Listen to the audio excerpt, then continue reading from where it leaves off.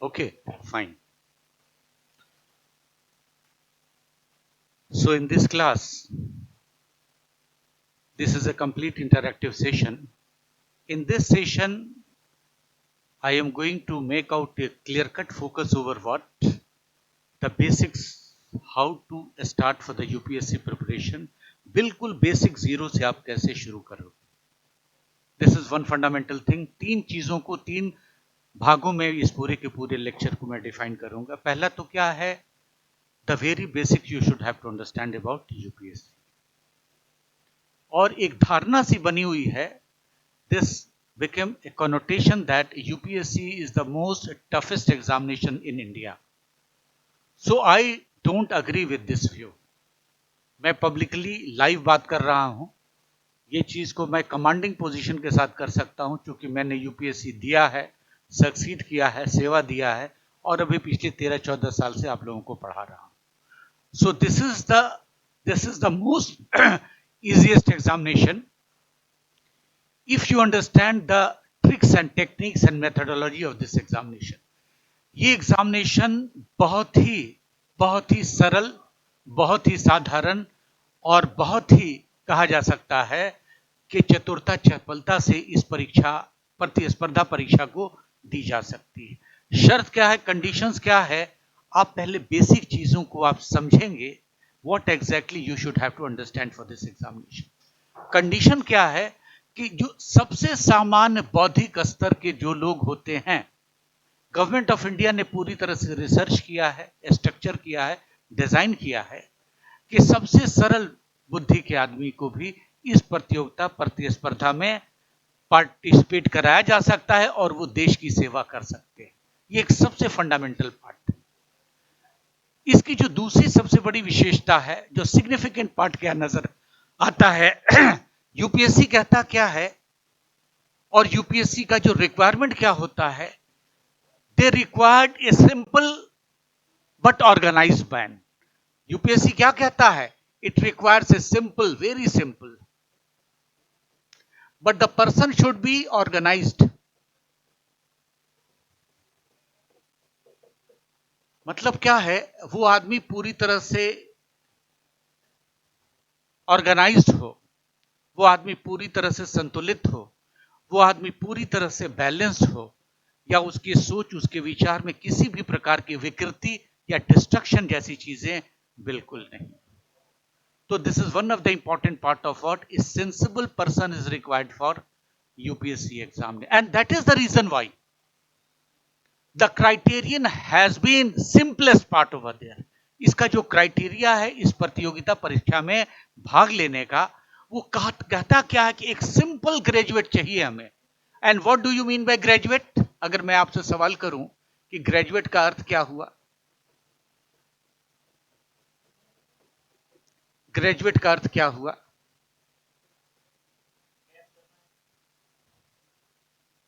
Graduate का मतलब, graduate आहर्ता, जिसको क्या कह सकते हैं, क्राइटेरियन फिक्स किया गया है.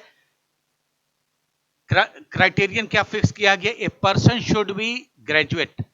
और ग्रेजुएट कितनी उम्र में आदमी हो जाता है? 20 में. Is it clear? आपके वोट देने की सीमा कब, एज क्या है वोटिंग राइट्स का? शादी करने की सीमा क्या है? 23. कहता क्या है, जब शारीरिक रूप से, मानसिक रूप से सशक्त हो जाओ, शक्तिशाली हो जाओ, स्ट्रांग हो जाओ, तब आप कोई निर्णय ले सकते हैं. उसके पहले निर्णय दे देता है कि देश के शासक का जो चुनाव आप कर रहे हो उसमें भी आपके निर्णय लेने की क्षमता हो गई. और इस उम्र में आदमी क्या हो जाता है? ग्रेजुएट. और कहता क्या है कि हमें वैसा ग्रेजुएट चाहिए जो सिंपल ग्रेजुएट, जिसकी सीमा रेखा 33% या 30% हो. हिंदुस्तान की कोई ऐसी परीक्षा नहीं है, चाहे स्टेट सर्विस का हो, क्लरिकल हो, बैंक का भी हो, कि 30% में आप उस फॉर्म को फिलअप कर सकते हैं.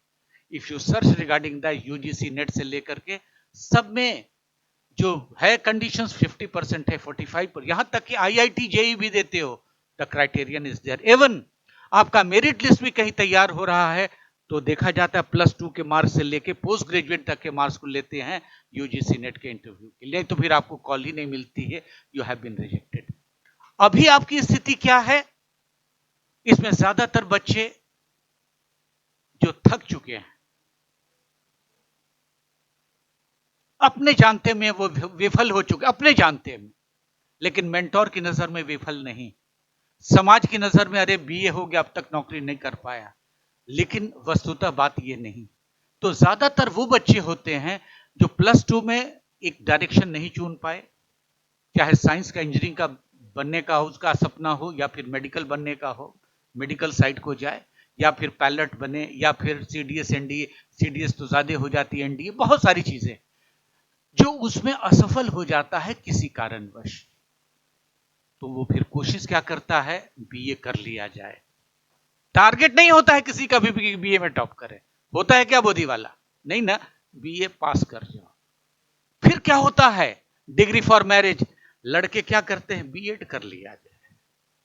यानी सबसे आउटडेटेड, या कहा जा सकता भारतीय समाज में उसका अस्तित्व, पूरे विश्व में उसकी समानता है, और बीए कर लिया जाए। बच्चियां, महिलाएं भी बीएड कर लिया जाए। बाप कहते क्या, मास्टरनी टीचर तो हो जाएगी, कुछ नहीं होगी तो यहां तक चीजें अटक जाती। यूपीएससी कहता है नहीं, बात ऐसा नहीं, ऐसी नहीं।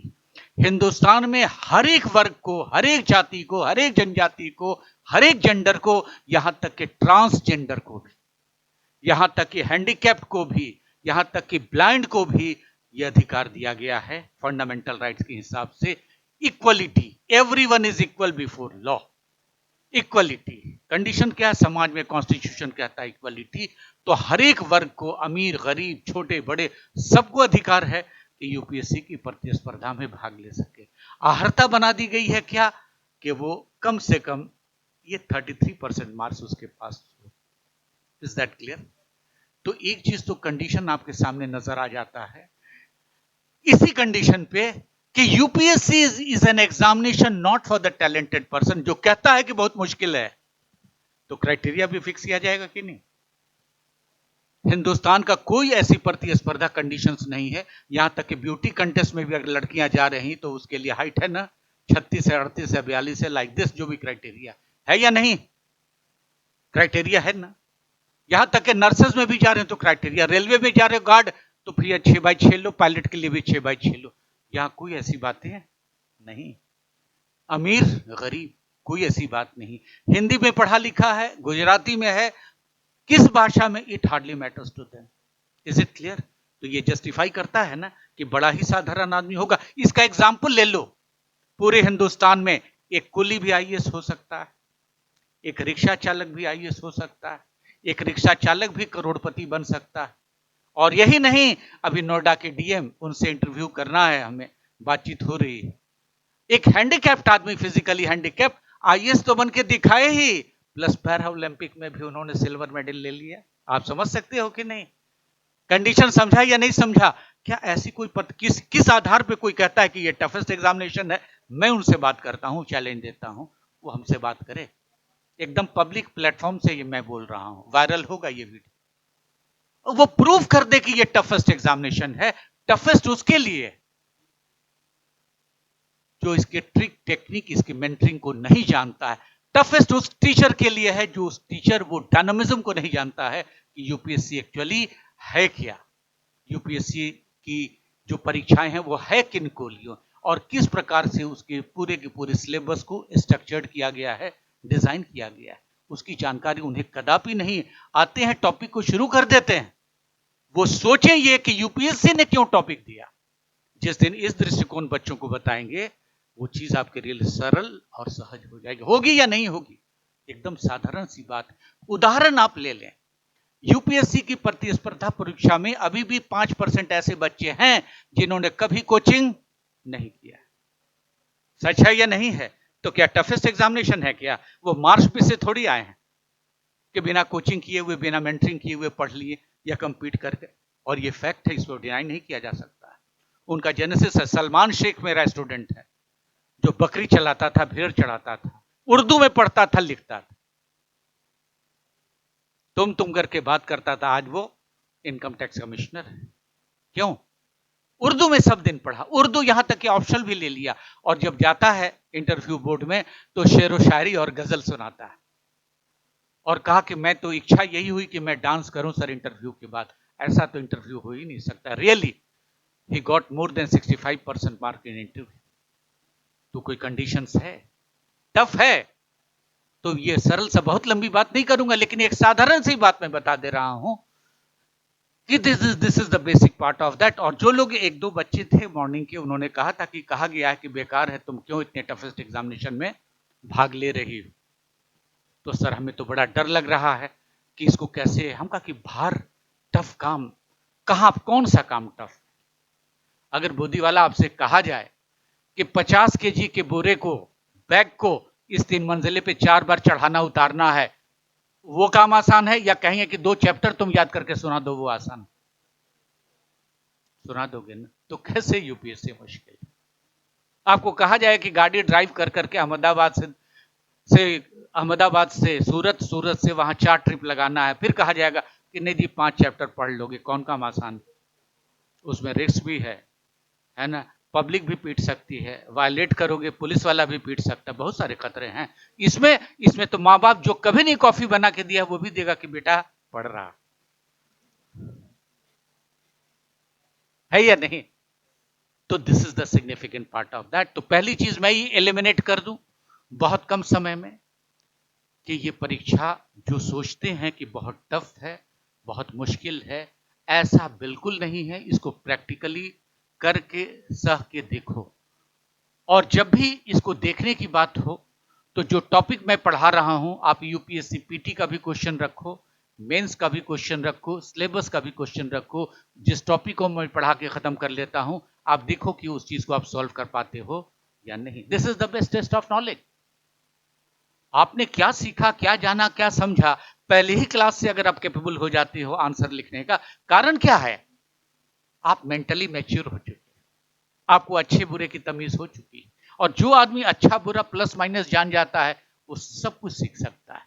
That is the major point over there. तो पहली चीज जो एक डाउट है, ये एक समस्याएं हर जगह पे हैं। यूपीएससी की परीक्षा बहुत टफ परीक्षा है। बच्चे पूछ देते हैं कि सर मैं 10 घंटे से शुरू कर दिया हूं पढ़ना और सोचता हूं कि आगे चल के 12 घंटा पढ़ लेंगे। ये आप लोगों के मन में सवाल है या नहीं? बच्चे पूछते हैं कि सर कितनी घंटा पढ़ाई शुरू किया है या नहीं? तो बच्चे किस चीज की बात करते हैं? क्वांटिटी की बात करते हैं। They always talk about what? Quantity. Quantity को घंटे में कन्वर्ट करते हैं। मेरा कहना क्या है कि आप 12 मिनट पढ़ो, लेकिन 12 मिनट में क्या समझे हो, that matters to your life. आप कितना पढ़े हो ये कोई कंसर्न नहीं लगता है, कोई मायने नहीं रखता, लेकिन आप कितना समझे हो मायने ये रखता है। तो this is one of the basic foot step regarding that. चूंकि अगर सवाल मैं पूछूं आप लोगों से, यहां जो नजर आ रहे हो उसमें 2 चीजें हैं, इस कंडीशंस में, इस क्राइटेरियन में 2 चीजें नजर आती हैं। पहली चीज क्या है? पहली चीज क्या नजर आती है? ये दिस वन इज वो कलर बोर्ड।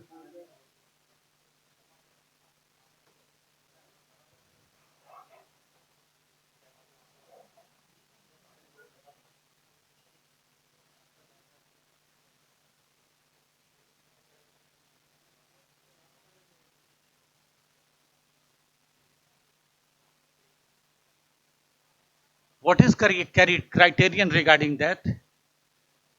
इसकी अगर चर्चा हम लोग करते हैं कि what way you should have to proceed for that, किस प्रकार से आप प्रोसीड करेंगे इस चीज के लिए। प्लानिंग करते हैं आप 12 आवर्स की कि 12 घंटे हमें पढ़ने हैं। पढ़ने हैं क्या है? याद कर लेना, पढ़ने। और पहली कक्षा से लेकर अब तक आप पढ़ ही रहे हैं, पढ़ रहे हैं या नहीं? आज उस पढ़ाई का नतीजा है कि आप सब यहां पर हैं, पढ़ ही रहे हैं आप। और दूसरा क्या काम कर रहे हैं या करवाया जा रहा है? कोर्स पूरा कर रहे हैं।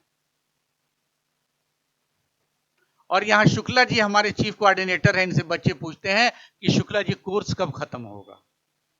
ये बेचारे बहुत दुविधा में पड़ते हैं कि क्या किया जाए। मैंने कहा कि कह दो, यहाँ कुछ कोर्स खत्म नहीं किया जाता है, यहाँ पर आपकी अंडरस्टैंडिंग, आपकी समझ को डेवलप किया जाता है। उद्देश्य क्या है? आपको समझाना। और जब तक से लाइफ में समझोगे नहीं, सफलता कदापि नहीं मिलेगी। तो एक प्रेशर को खत्म कर दो कि आपका कोर्स समाप्त हो गया। दूसरी चीज, बच्चे फिर क्या बोलते हैं कि यूपीएससी का सिलेबस सर बहुत बड़ा है, सब कुछ पढ़ना है। यार सब कुछ समझते हो, कोई ऐसा चीज क्या है जो आप नहीं समझती हो या समझते हो? कुछ बचा हुआ है क्या जीवन में? अरे सब कुछ जानते हो ना यार, जो 70 साल में जानना वो भी पता है, जो 14 साल का बच्चा कर रहा है वो भी पता है, अच्छा बुरा सब पता है कि नहीं? समझे हुए हो, लेकिन एप्लीकेशन नहीं कर सकते हो। कारण क्या है? ताकत नहीं, कैपेसिटी नहीं है, पावर नहीं, योग्यता नहीं है उस लेवल। तो यहां कंडीशंस क्या होगा? You should have to keep one thing in your mind, your understanding.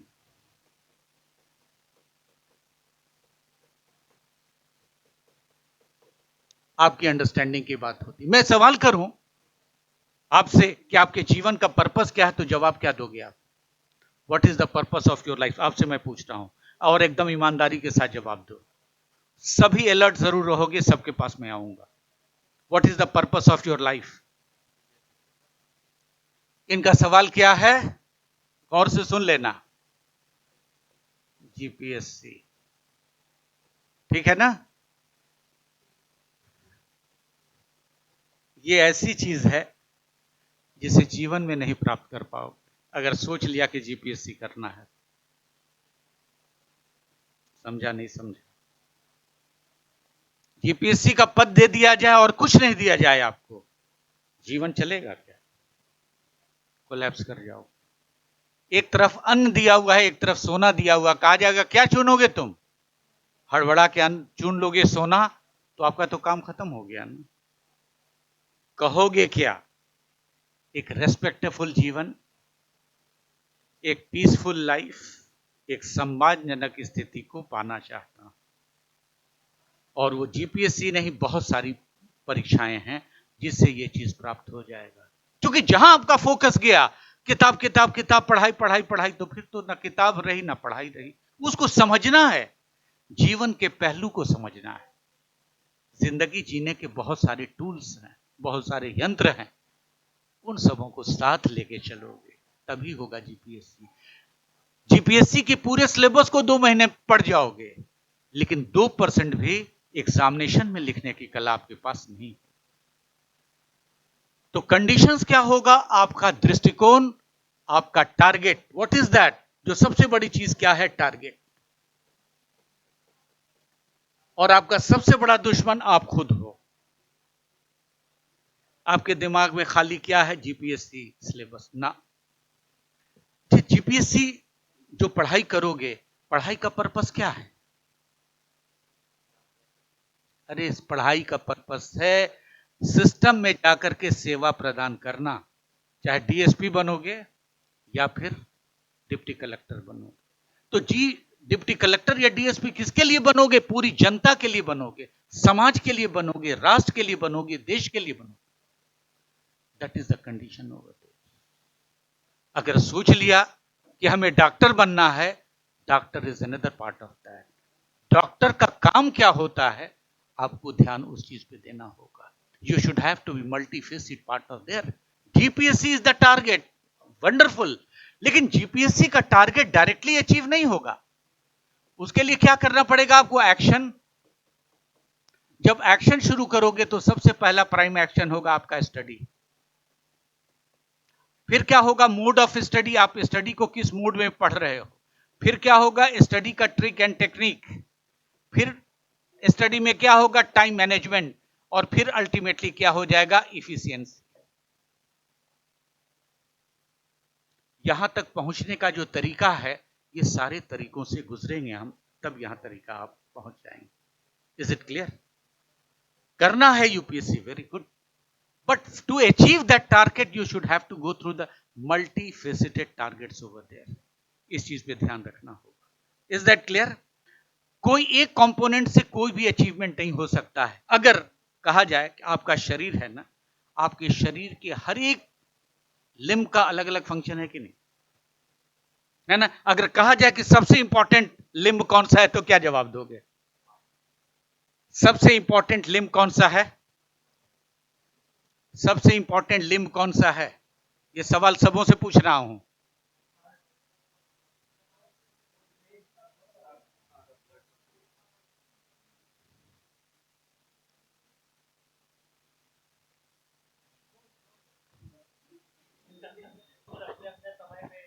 नहीं, कहानी सुना है ना, अर्जुन निशाना कहां लगाता है? मतलब वो एक ऐसा अंग है जो पूरे के पूरे सिस्टम को चोक कर देगा अगर दुश्मन ने निशाना कहां लगा लिया, आंख पे। तो टारगेट जीपीएससी है आपका, लेकिन उस टारगेट को अचीव करने के लिए मल्टीफेसिट नजर से होकर के गुजरना पड़ेगा। आपको समझना पड़ेगा कि इंपॉर्टेंट ऑर्गन कौन सा है। आप जीपीएससी की तैयारी करने जाओगे, शरीर में शक्ति होगी कि नहीं, फिजिकली फिट होना चाहिए, मेंटली फिट होना चाहिए, हैप्पीनेस होना चाहिए। और happiness is the biggest component for any achievement. इसीलिए आज दुनिया का सबसे समृद्ध राष्ट्र, सबसे एडवांस राष्ट्र कौन सा है? राष्ट्र कंट्री, अमेरिका। क्यों? अमेरिका में सबसे पहली बार जेफरसन ने फंडामेंटल राइट्स को, नेचुरल राइट्स को कॉन्स्टिट्यूशनलाइज किया, और उसने कहा कि मानव का संपूर्ण विकास तब होगा जब मानव की हैप्पीनेस को कॉन्स्टिट्यूशनलाइज कर दिया जाए। आप समझते हैं? भारत में संवैधानिक अधिकार है कि नहीं आपका खुश रहना? है। जैसे एग्जांपल,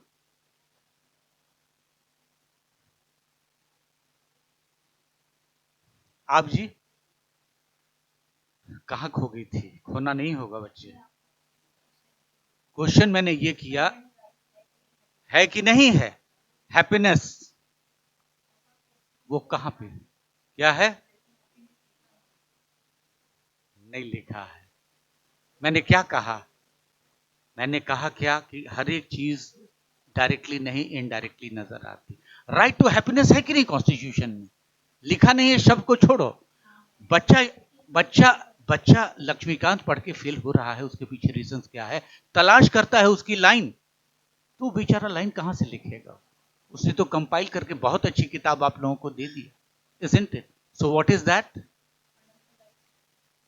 क्या है राइट टू हैप्पीनेस? जो भी आपको राइट्स दिया गया है उसमें राइट टू हैप्पीनेस है क्या?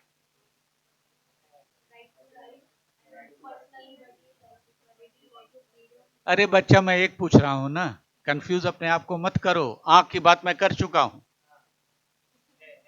है सर ना? तो सर क्या है सर? कितना खुश हुए, वेरी गुड। है ना? है क्या? है क्या? यूपीएससी वो पूछेगा ना यार, कहोगे कि ये कहां से दी गया, बताइए। तो राइट टू वोट पूछ दिया, सब अटक गए, लटक गए। ये फंडामेंटल राइट्स है, लीगल राइट्स है, क्या है constitutional rights? What is that? अरे बच्चा, सबसे ज्यादा आप खुश कब होते हो? खूब बकबक करोगे, आपकी बात सुने, वाह वाह वाह वाह। Right to expression, freedom of speech is a different expression, अभिव्यक्ति की प्रस्तुति। एक बच्चा जब अपनी माँ से मिलता है 5-7 दिन के बाद, तो देखो आ करके, इवन जानवर भी 10 दिन के बाद मिलेगा तो लिपट जाएगा वो, कि छोड़ो मत उसको। आप अभिव्यक्ति की प्रस्तुति है या नहीं है? आपके मन में आत्मा दिखते हो, बड़े बड़े साधु महात्मा, आजकल तो सब जेल में है सब, लेकिन बड़े बड़े साधु महात्मा अभिव्यक्ति की प्रस्तुति कर रहे हैं, और लाखों लोग उसके साथ में हैं, है ना? है या नहीं? तो this was constituted by the American constitution. और आज सबसे बड़ी बात क्या है? सम्मान वहां दिया गया। ब्रेन ड्रेन क्यों है? वो दुनिया के हर स्किल आदमी को अपने यहां रख लेता है। न जात है, न पात है, न धर्म है, न रीति है, न रिवाज है। हिंदुस्तान के 80% scientist Indian born American scientist के रूप में होकर के। Is that clear? तो हैप्पीनेस सबसे बड़ी बात है। अगर हैप्पीनेस होगा तो जीपीएससी हंसते हुए हो जाएगा। ऐसा नहीं कि पता चला कि आप वो लवर पॉइंट्स में जाके टाइम व्यतीत कर रहे हो। खुश रहने का सबसे अच्छा तरीका, ये मामला बिल्कुल कतई नहीं चलेगा। कहने का मतलब you should have to be happy guy. हैप्पू का मतलब संतुष्ट रहो, चीज को नीट एंड चीजें अचीव हो जाएंगी। तो the target should be that way, but you should not be demotivated from your target. Target से डिमोटिवेट कदापि कतई किसी भी कंडीशन पे नहीं होना। वही आइज नजर आपको आनी चाहिए, क्योंकि आइज एक ऐसा लिंब है जो सब कुछ रहते हुए सबसे कमजोर बना देता है ना। बेस्ट एग्जांपल नोएडा के डीएम का है। आइज थी, that's it. Every competition can be made easy like that too. एक ब्लाइंड को भी दी है ईश्वर ने शक्ति, वो भी आईएएस होते हैं, लेकिन एक ऐसा लिंब है कि उनको वैसी नौकरी नहीं मिलती। फील्ड वर्क उनको नहीं दिया जाता, ऑफिशियल वर्क उन्हें दिया जाता है, लिखा पढ़ी का काम नहीं दिया जाता, लेकिन कुछ चीजों में परामर्श करने के लिए उन्हें रखा जाता है। तो this is one fundamental aspect you should have to keep in your mind. और जो अनदर इंपॉर्टेंट लास्ट चीज मैं कह दूं आप लोगों को, जो सबसे इंपॉर्टेंट चीज है, आप लोग सबसे ज्यादा परेशान किस चीज से हो कि हम लोगों का जो एजुकेशन सिस्टम है वो मेनली 3 डिसिप्लिन के ऊपर आधारित है। This is mainly restricted to 3 disciplines, and the discipline is what it is science पर आधारित है, then humanities पे आधारित है, और तीसरी चीज क्या है, कॉमर्स पे आधारित है। ठीक है ना, शॉर्ट में लिख रहा हूं, ये तीनों चीज पे आधारित है। आप लोगों में से कोई कहता है कि मैं आईआईटीएन हूं, बहुत तेज हूं। कोई कहता है मैं मेडिको हूं, मैं भी बहुत तेज हूं। कोई कहता है कि मैं गोल्ड मेडलिस्ट हूं, आप भी बहुत तेज हो।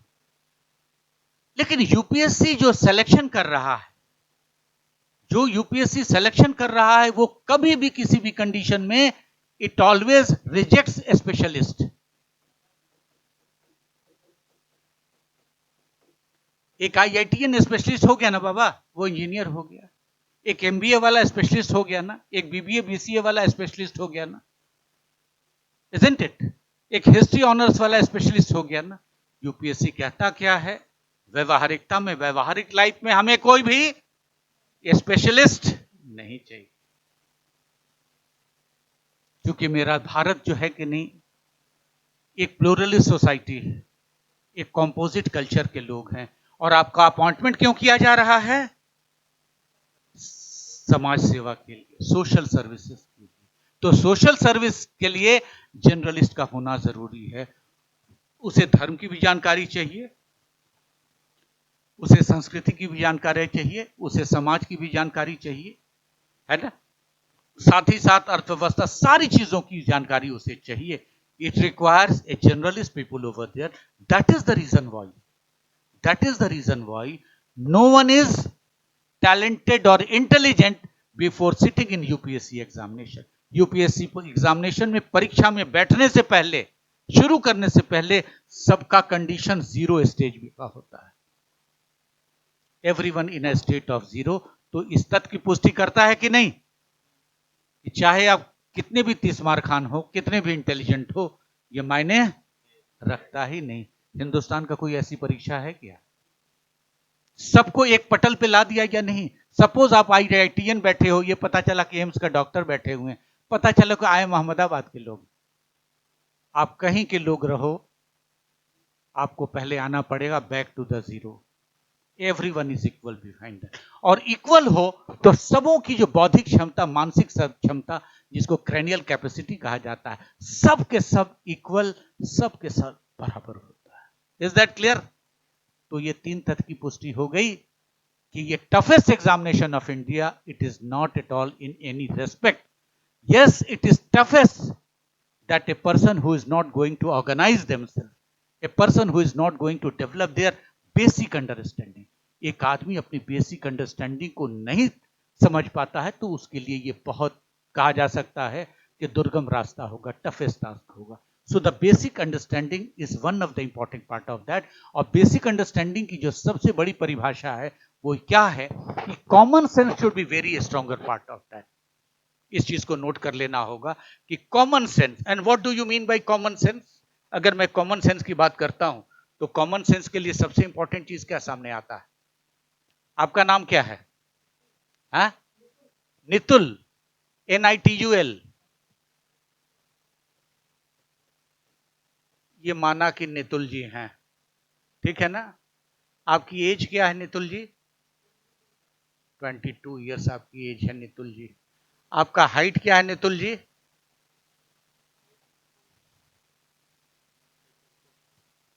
कितना है? क्या क्या है? 5'4"। देखिए 5 इंच बोल रहे हैं ना ये। कंफ्यूज हैं कि नहीं? बुरा नहीं मानने वाली बात है और न किसी के हंसने वाली बात है। आपको अपनी लंबाई नहीं मालूम है। आप समझते हैं कि आप किस दुनिया में हैं? फिर मैं पूछूंगा कि वजन क्या है केजी में, तो क्या जवाब दीजिएगा? हाँ, क्या 55? पाउंड में कितना होगा वो? पाउंड सुना है कि नहीं सुना है? जैसे हिंदुस्तानी रुपीज है उसी तरह से अमेरिकन डॉलर हुआ है ना। ब्रिटेन में है तो पाउंड हो गया। फिर स्टोन पूछूंगा तो पाउंड आज तक सोचा ही नहीं होगा, नहीं सोचा होगा ना, है ना। तो पता चला कि हाइट भी नहीं पता है आपको, वेट भी नहीं प्रॉपर पता है ना। तो एक समस्या सामने आई, बेसिक चीज। और आदमी का जो शरीर लिम्ब बना हुआ है पूरी तरह से, ये क्या है? बायोलॉजिकल चीज है कि नहीं बच्चा? बायोलॉजी है या नहीं है? हाँ या ना में जवाब दो। बायोलॉजी का मतलब साइंस है या नहीं? है ना। पता चल जाता है कि रिब्स केज हड्डियां कितनी हैं, पता चल जाता है कि स्पाइन बोन क्या है, कॉमन चीज है ना। तो कम से कम अपने बारे में आप जानोगे कि नहीं यार? इसके लिए कोचिंग इंस्टीट्यूट में जाओगे क्या कि हम कैसे बैठे कैसे उठे, मेरा वजन कितना है, इसकी जानकारी हम ले? कॉमन मैन अंडरस्टैंडिंग है या नहीं? तो बताओ बोधी वाला, ये साइंस है कि नहीं? और इसमें दो चीजें आती, एक चीज है फिजियोलॉजी और दूसरी चीज क्या है? एनाटॉमी। फिजियोलॉजी का मतलब है आपका ये सारा फंक्शन, एनाटॉमी का मतलब है कंप्लीट आपका स्ट्रक्चर, पूरा के बोन्स जो कंप्लीट आप देख रहे हैं, आदमी इरेक्ट जो खड़ा है। तो ये साइंस है या नहीं? इसके लिए कोई कोचिंग इंस्टीट्यूट खोलेंगे क्या तोमर साहब कि आप लोग जाके एडमिशन लो, कि लंबाई में जो है कि नहीं, रिब्स गेज कितनी होती है, हार्ट दाहिने होता है कि बाएं होता है, लंग्स दाहिने होता है कि बाएं होता है, सबसे बड़ा जो ऑर्गन बॉडी के अंदर का क्या? तो ये तो बेसिक है कि नहीं? कॉमन अंडरस्टैंडिंग की बात बताइए, मैं गलत कर रहा हूं ये सही है ना। तो प्रॉब्लम क्या है? Orientation, isn't it. आप अपने बारे में जानकारी अगर पूरी रख लेते हैं तो बाहरी जगह की भी जानकारी रख सकते हैं। अभी कोविड एक आया ना, समस्या सामने आई आपके ना, तो एक डॉक्टर की तरह जान गए हैं कि नहीं आजकल? क्या भाई, तो ऑक्सीमीटर लगाना चाहिए, क्या है तो पल्स रेट रखना चाहिए, है ना। तो समस्या आई तो जान गए हैं, इसकी जानकारी होनी चाहिए, एक कॉमन मैन अंडरस्टैंडिंग की जानकारी। कभी नहीं कहा जाएगा कि आपके बॉडी का टेम्परेचर क्या, ये आप खुद जानकारी रखो इस चीज की। नॉर्मल टेम्परेचर कितना फ़ारेनहाइट या पहले सेंटीग्रेड में होता, पहले ये बताओ। बॉडी का टेम्परेचर, बुखार कभी हुआ है कि नहीं?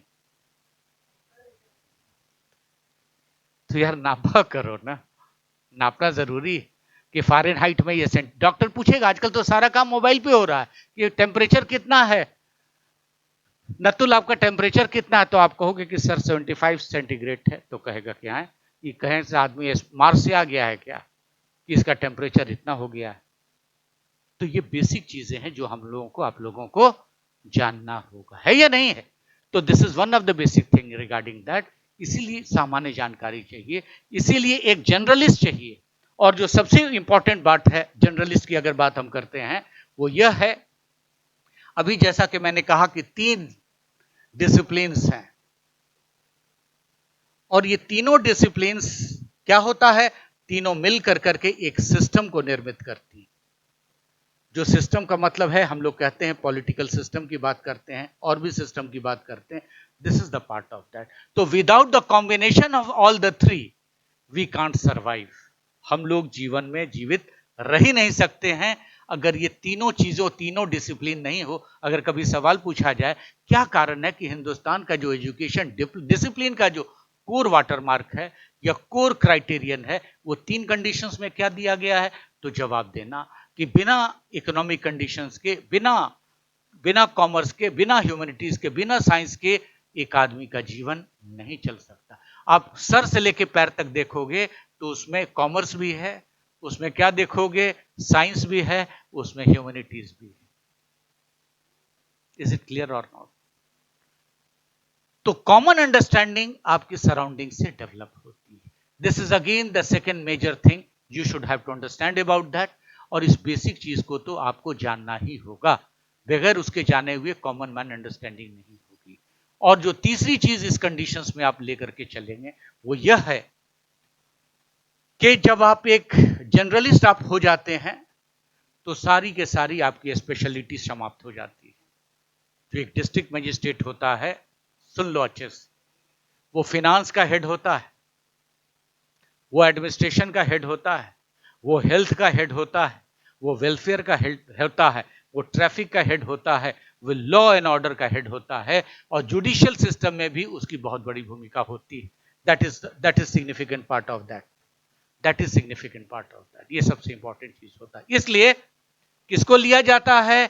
जनरलिस्ट को लिया जाता है। यहां पर टैलेंट काम नहीं करता। यहां काम क्या आएगा? अंडरस्टैंडिंग आएगा। यहां पर क्या चाहिए? एक सशक्त सुलझा हुआ आदमी, एक ऐसा रिस्पॉन्सिबल नागरिक चाहिए जो अपनी रिस्पॉन्सिबिलिटी को समझे और अपने कर्तव्यों को निभाए। ये यूपीएससी का demand. Is it clear to you? UPSC यही कहता है कि हमें एक ऐसा ही आदमी चाहिए। हमें खतरे से खेलने वाला सर्कस वाला आदमी नहीं चाहिए। हमें मैन ऑफ कॉमन अंडरस्टैंडिंग चाहिए, जो समस्याओं में, जो स्ट्रेस कंडीशन में, जो एडवर्स कंडीशन में सही डिसीजन ले सके।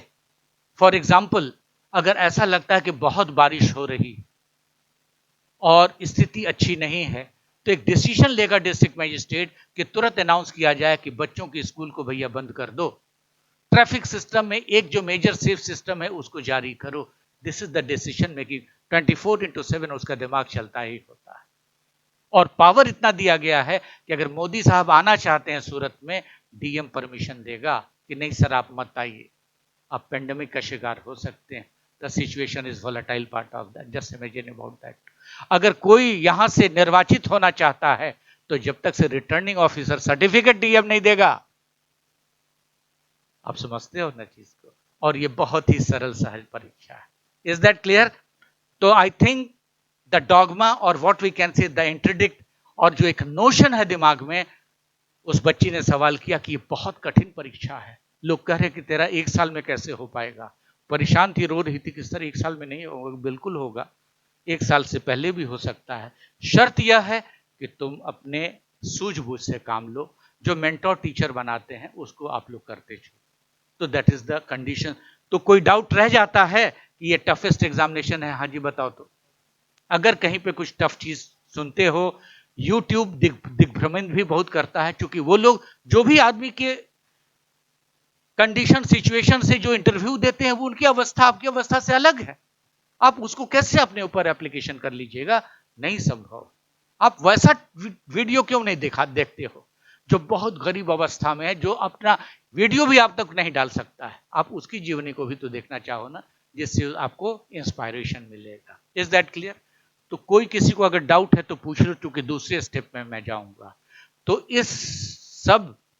इन सब इंटरप्रिटेशन के आधार पे इस तथ्य की पुष्टि की जा सकती है कि सिविल सर्विसेज की परीक्षा एक सामान्य परीक्षा है, बहुत बड़ी परीक्षा है, या बहुत सारे लोग इस प्रतिस्पर्धा में भाग लेते हैं क्योंकि आपको बहुत बड़ी जिम्मेदारी सौंपी जाती है।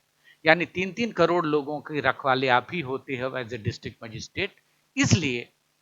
इसलिए आपको बहुत बैलेंस, स्थिरता से किसी चीज को समझना होगा और लागू करना होगा, क्योंकि आपके हाथ में बहुत लोगों की बागडोर है।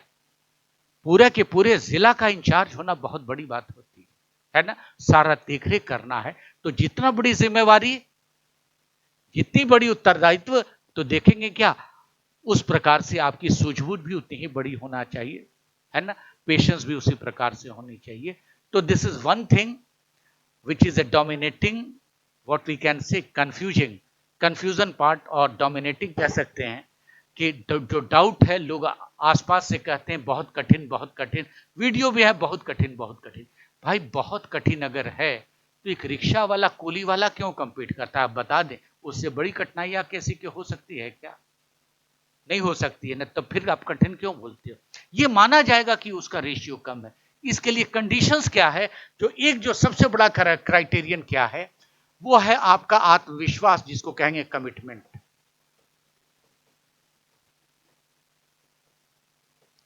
इसकी बहुत बड़ी कमी आज के युग में युवाओं में नजर आती है। और बेचारे वो दोषी नहीं है, दोषी व्यवस्था है, दोषी सिस्टम है। और सिस्टम में क्या है? Race. Everyone is in a race. If you go to the Delhi, you will find that everyone is running. Office में जाने के लिए दौड़ लगा रहे हैं, ऑफिस से निकलने के लिए दौड़ लगा रहे हैं, घर पहुंचने के लिए दौड़ लगा रहे हैं। Race, this is not at all a race. आपको उस रेस में नहीं चलना। होता क्या है, जीतने वाले वही होते हैं जिनके काम करने का तरीका अलग हो जाता है। टीचर एक ही है, 1000 बच्चे हैं, सिलेक्शन 10 का होता है, 5 का होता है। कारण क्या है? उनके काम करने का तरीका अलग होता है। तो जीतने वालों का जो तरीका है ना, वो बिल्कुल अलग होता है। And that way you can achieve. और plus commitment is one of the important part. और second thing is what? The consistent. So these are the thing you should have to keep in your mind. Then it is not at all, किसी भी condition में ये toughest competition नहीं। और जहां तक आप लोगों का बार बार ये क्वेरी आता है, कितना घंटा पढ़ें, रूटीन बनाते हो पढ़ते हो, रूटीन बनाते हो पढ़ते हो। रूटीन बनाने पढ़ने में देखो होता क्या है प्रॉब्लम, मैं बता रहा हूं। इससे बहुत ज्यादा विरक्ति, इससे बहुत ज्यादा कहा जा सकता है कि डिसएंचेंटमेंट हो जाता है, डिस्ट्रैक्शन होता है। जैसे नॉर्मली अभी कितना पढ़ लेते हो आप? नॉर्मल एकदम जी 2 आवर, बहुत अच्छी बात है। जैसे ये कह रहे हैं कि 2 घंटा मैं पढ़ लेता हूं, लेकिन आपके मन में ये जिज्ञासा होती है ना कि एक्चुअली कितने घंटा पढ़ा जाए कि हम यूपीएससी कंप्लीट कर जाएंगे, है ना? तो बच्चे शुरू करते हैं किससे कि सर किसी भी हालत में आज 10 घंटे पढ़ना है, टारगेट बना लिए। पता चलता है कि घर में कोई गेस्ट आया, इंटरटेन किए, उनका जो है कि नहीं 2 घंटा समाप्त हुआ, 8 घंटा बचा। तो कहते क्या है कि ऐसा क्यों नहीं किया जाए कि चलो आज बर्बाद हुआ है ना, तो 2 घंटा और एंजॉय कर लिया जाए, और कल जो है कि नहीं मैं 12 घंटा पढ़ लूंगा।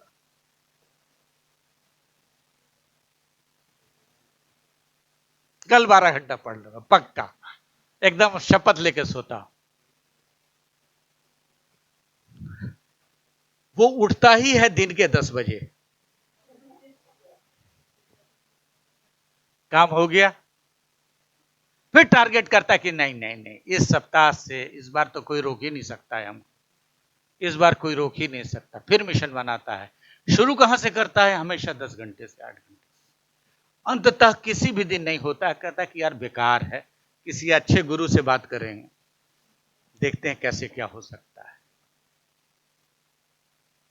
तो कंडीशंस क्या you have to keep in your mind. पहली चीज मैंने क्या कहा, पहले अपने माइंड सेट को समझो, पहले आप अपनी फिजिकल पोटेंशियलिटी को समझो, फिर आप अपने घर का वातावरण को देखो, फिर अपने खान पान सम्मान को देखो। इसमें एक चीज को आप सॉर्ट आउट कर लो, बहुत सिंपली। सॉर्ट आउट का नजरिया क्या होगा? आप एक डायरी जरूर बना लो, और शुरू कहां से करोगे? 4 आवर से, 4 घंटे से शुरुआत करो कि भाई मैं 4 घंटा पढ़ूंगा। ये ज्यादा भी हो सकता है, एक सिंपल एक आइडिया बता रहा हूं। आपने शुरू किया इसको, 4 घंटे से शुरू किया, पहले 4 घंटे में 4 मोबाइल फोन आ गया, 5-5 मिनट किया तो 20 मिनट साफ हो गया, ठीक है ना? थोड़ा सा मूड ज्यादा हो गया नहाने के लिए, तो पता चला कि उसमें आपने 20 मिनट फिर साफ कर दिया।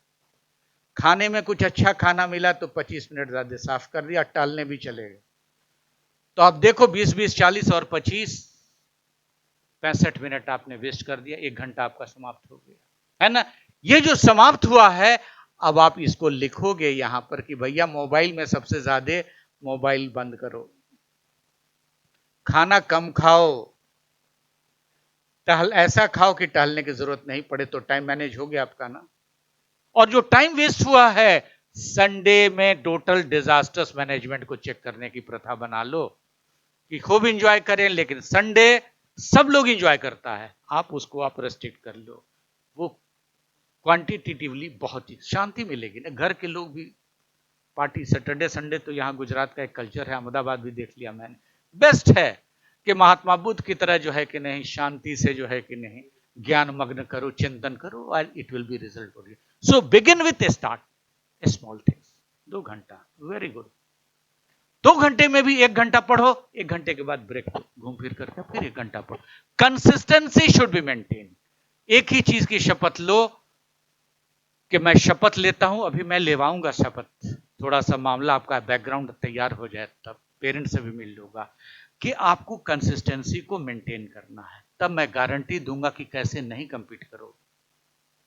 Consistency should maintain our part of that, हमेशा याद रखना। कंसिस्टेंसी जिस दिन बन गई, आप इंडियन टीम से पूरी तरह से जुड़ जाओगे। कंसिस्टेंसी जहां घट गई, टीम से तुरंत बाहर हो जाओगे। 3 मैच में परफॉर्म नहीं किया, बाहर। तीनों मैच में 50-50 रन बना रहे हो, सेंचुरी नहीं मान रहे हो, तो भी आपको हर मैच में 1 विकेट ले लेते हो। Consistency should be maintain. पता चला कि एक मैच में 8 विकेट लिए, पता चला 10 मैच में 0, टीम से बाहर हो जाए। Consistency should be maintain part of that. तो this way you should have to proceed. In this condition no question arises that you are going to lose the game at all. और फिर साथ में mentoring हमेशा की जाएगी। Writing skill की बात करूंगा, स्पीकिंग स्किल की बात करूंगा, डिबेट करूंगा, डिस्कशंस करूंगा, वो जो सारी चीजें हैं वो चीज साथ साथ चलती रहेंगे। तो this is the first condition which is going to eliminate your doubt. आपके शक व संदेह को ये चीज पूरी तरह से एलिमिनेट कर देता है कि ये हिंदुस्तान का टफेस्ट एग्जामिनेशन नहीं है, लेकिन हिंदुस्तान का एक सिस्टमेटिक एग्जामिनेशन है। इसको सिस्टमेटिक पढ़ के ही जीता जा सकता है, और सिस्टमेटिक में जो सबसे बड़ी बात है, कंसिस्टेंसी। Is that clear? आसान इसलिए है, इसके सिलेबस की जानकारी आपको पूरी तरह से है, जो कि ट्रांसपेरेंट। इस परीक्षा का पीटी एग्जामिनेशन कब होगा, ये पूरी तरह से डेट निर्धारित है। मेंस की परीक्षा कब होगी, डेट निर्धारित है। इंटरव्यू की परीक्षा कब होगी, डेट निर्धारित है। आप ज्वाइन कब करोगे, डेट निर्धारित है। पहली तनख्वाह आईएएस की, आईएफएस की कितने मिलेगी, ये भी निर्धारित है। ऐसा कोई कंपटीशन है क्या हिंदुस्तान में, बता दो आप हम। तो टारगेट तो सामने है आपके पास टाइम भी है। और कुल मिला के एक आदमी के पास जो टाइम होता है, एज सच कहा जाए, ओवरऑल देखा जाए ना, एक आदमी के पास 1000 घंटा से कम नहीं होता। जबकि पूरा के पूरा यूपीएससी का सिलेबस 750 घंटे में समाप्त हो जाता है। लगभग 11 से 12 महीने का समय लगता है। आपके पास टाइम मिलता है 1000 घंटा। 1000 घंटे को अगर आपने प्रॉपर यूज किया, तो एग्जामिनेशन हॉल में क्या होगा, जब आप मेंस की परीक्षा देने जाओगे, every minute you will get more than 8.5 marks. Her minute में 8.5 मार्क्स आपको मिलता चला जा रहा है। अगर आपने लिखा नहीं, सोचते रह गए, तो हर मिनट 8.55 मार्क्स निकलता जा रहा है। 20 मिनट तक नहीं लिखे तो रेस से, इसको अंदर कौन कराएगा, आपकी कंसिस्टेंसी। मैराथन आपने देखा है, मैराथन में वही जीतता है जो कंसिस्टेंसी को मेंटेन करता है। That is the best part of that. तो इस कंडीशंस में प्रैक्टिकली भी अगर सोचते हैं, क्या मुश्किल है भाई, 2 घंटे तो मैं कह रहा हूं, आप 1 मंथ 2 घंटा ही पढ़ो ना। क्वालिटी क्या होगा, अंडरस्टैंडिंग, ये आपको समझना होगा। कोई डाउट है? मैं दूसरे स्टेप पे आ रहा हूं। जो बार बार सवाल किया जाता है कि सर एनसीईआरटी किताब पढ़ें, स्टैंडर्ड किताब पढ़ें। जिसको देखो वो अपना प्रवचन यूट्यूब पे दे रहा है, सब कुछ कर रहा है, लेकिन बताता नहीं कि एनसीईआरटी क्यों पढ़ो, काहे पढ़ो, कैसे पढ़ो, और एनसीईआरटी के पीछे जो कलाकारी क्या है, क्या ज्ञान है, वो करो। क्योंकि अब तक आप लोगों ने पढ़ा है, लेकिन अब जो काम आप करोगे वो अंडरस्टैंडिंग की, समझने का काम करोगे। तो समझने के लिए कुछ बेसिक फंडामेंटल चीज है। क्योंकि देखो, मैं जब भी क्लास लूंगा तो क्लास का डायनामिक्स बदलता जाएगा। अभी फिर कुछ नई चीजें आई हैं, वो उस डायनामिक्स को मैं इंट्रोड्यूस आप लोगों से कर रहा हूं। तो पहला मुद्दा क्या है, पहला टॉपिक क्या है, इसमें सबसे इंपॉर्टेंट टॉपिक क्या है? हाँ हाँ, प्लीज।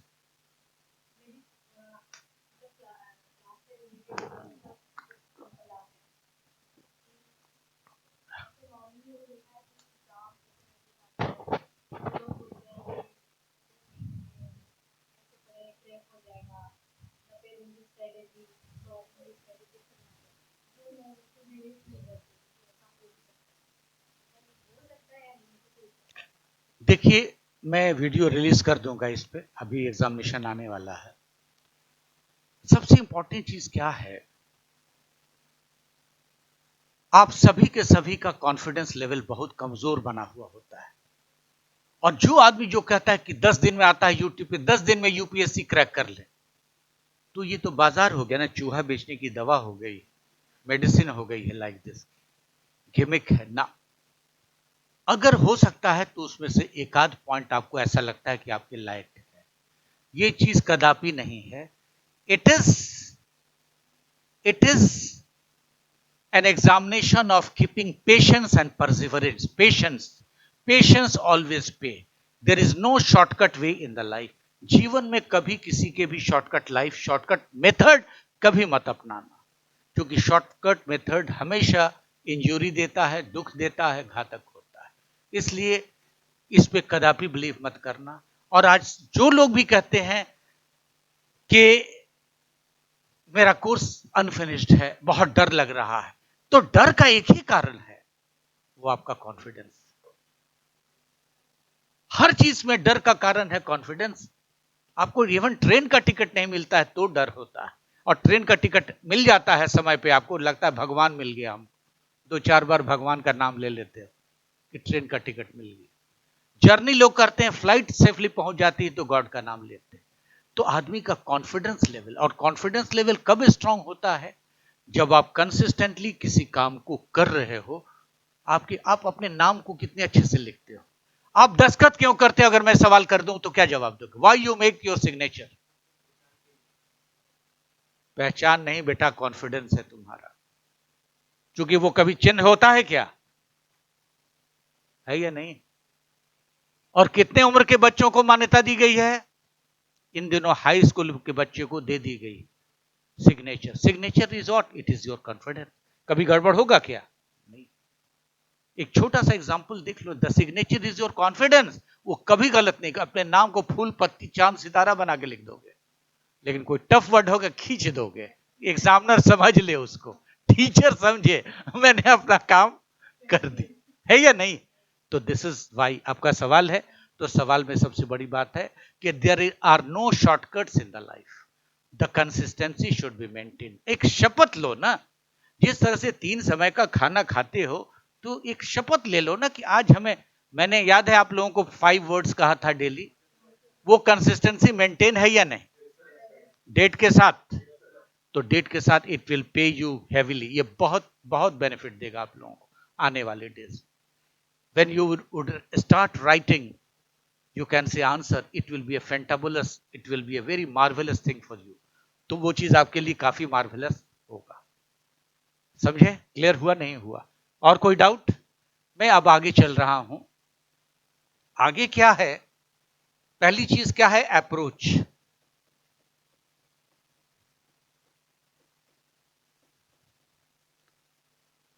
और अप्रोच की जो विशेषता है, जो बिगिनिंग पार्ट ऑफ अप्रोच की बात हम कहते हैं, उसको 2 सेक्शन में बांटो आप। हाउ टू अप्रोच, अप्रोच है how to approach NCERT, and how to approach standard book.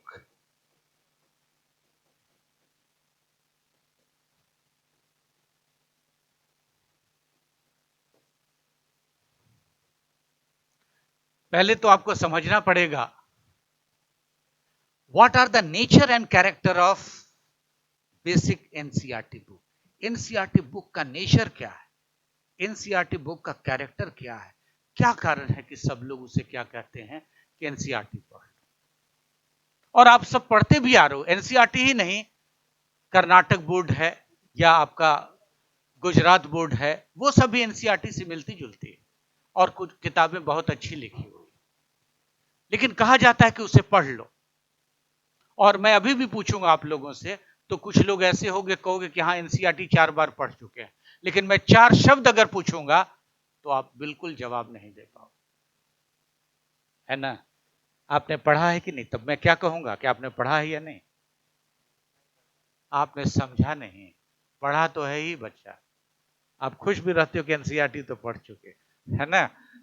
5वां शब्द पूछते पूछते तो लगेगा कि अरे बाप रे बाप, ये तो एनसीईआरटी नहीं पढ़ रहा हूं, मैं किसी लायक ही नहीं हूं, निकम्मा से भी बड़ा कुछ नहीं हो सकता। कारण क्या है, आपने समझा नहीं।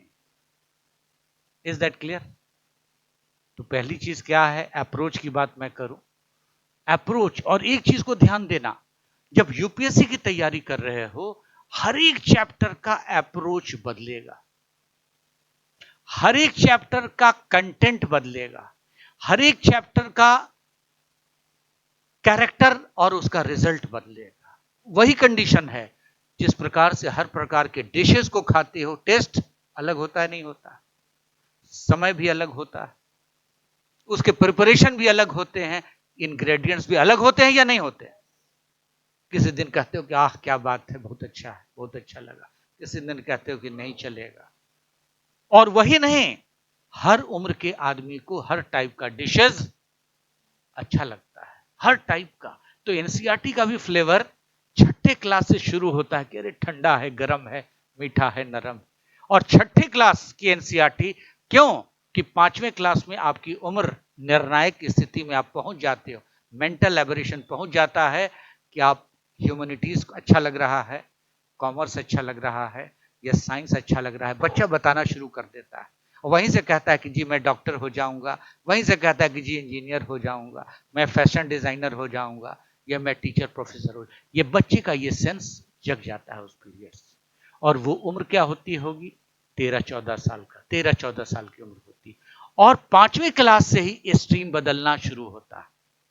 उसके पहले तक सब लोग A for apple, B for bag पढ़ता रहता है, लेकिन जहां 5वीं क्लास को क्रॉस करता है, छठे में आता है, तो उसमें कहा जाता है साइंस की भी चीज आ जाती है, उसके बाद ह्यूमैनिटीज की भी चीज आ जाती है, सिविक्स की भी चीज आ जाती है ना, उसके बाद कला जैसी चीजें भी आ जाती है।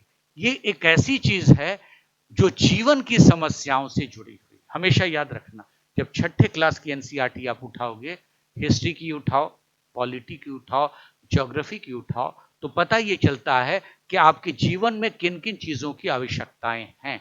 तो सबसे पहली चीज जीवन में आवश्यकता मिलती है आपको, कि आप अपने जीवन को कैसे निर्धारित करें शिक्षा के माध्यम से। वो पॉलिटी में वो चीज चलाता है, अपने जीवन दिनचर्या को कैसे चलाएंगे, एजुकेशन सिस्टम को कैसे डेवलप करेंगे, डिसिप्लिन कैसे होगा, म्युनिसिपल कॉर्पोरेशन कैसे चलता है, व्यवस्था कैसे चलती है, गांव में क्या व्यवस्था है, आम जीवन से जुड़ी हुई चीजें होती हैं। क्योंकि जीवन तभी चल पाएगा, क्योंकि जीवन किसी एक लिम्ब से कदापि नहीं चल सकता है। जीवन चलता है किससे, सिस्टम से। और सिस्टम जब आगे सोचोगे तो क्या चीज आता है, इंस्टीट्यूशन आता है। तो वहीं से ये सूझ शुरू होती है, छठे क्लास से, यानी 5वां क्रॉस करने के बाद शुरू होती। इसीलिए क्या कहा गया है, start with 6 class of NCERT. वो दिशा बताना शुरू करता है कि जीवन में क्या क्या इंपॉर्टेंट है। लिसन टू मी केयरफुल्ली, क्या कहता है कि जीवन, 5वीं क्लास जैसे पास की, छठी में गए, आप सोचना शुरू कर देते हो कि अगर मैं फुटबॉलर हो जाऊंगा तो ये चीज होगी, मैं एक डॉक्टर हो जाऊंगा तो ये चीज होगी, मैं एक इंजीनियर हो जाऊंगा तो ये चीज होगी, मैं एक टीचर।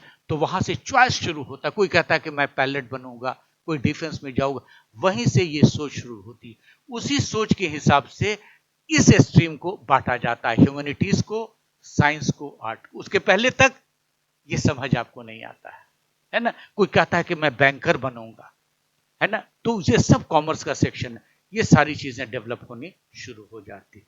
इसीलिए छठी क्लास को शुरू किया। सवाल अगर पूछा जाए कि भाई छठा से क्यों, फिर सवाल होगा ना कि सर पहले वाला से पढ़ रहा हूं मैं।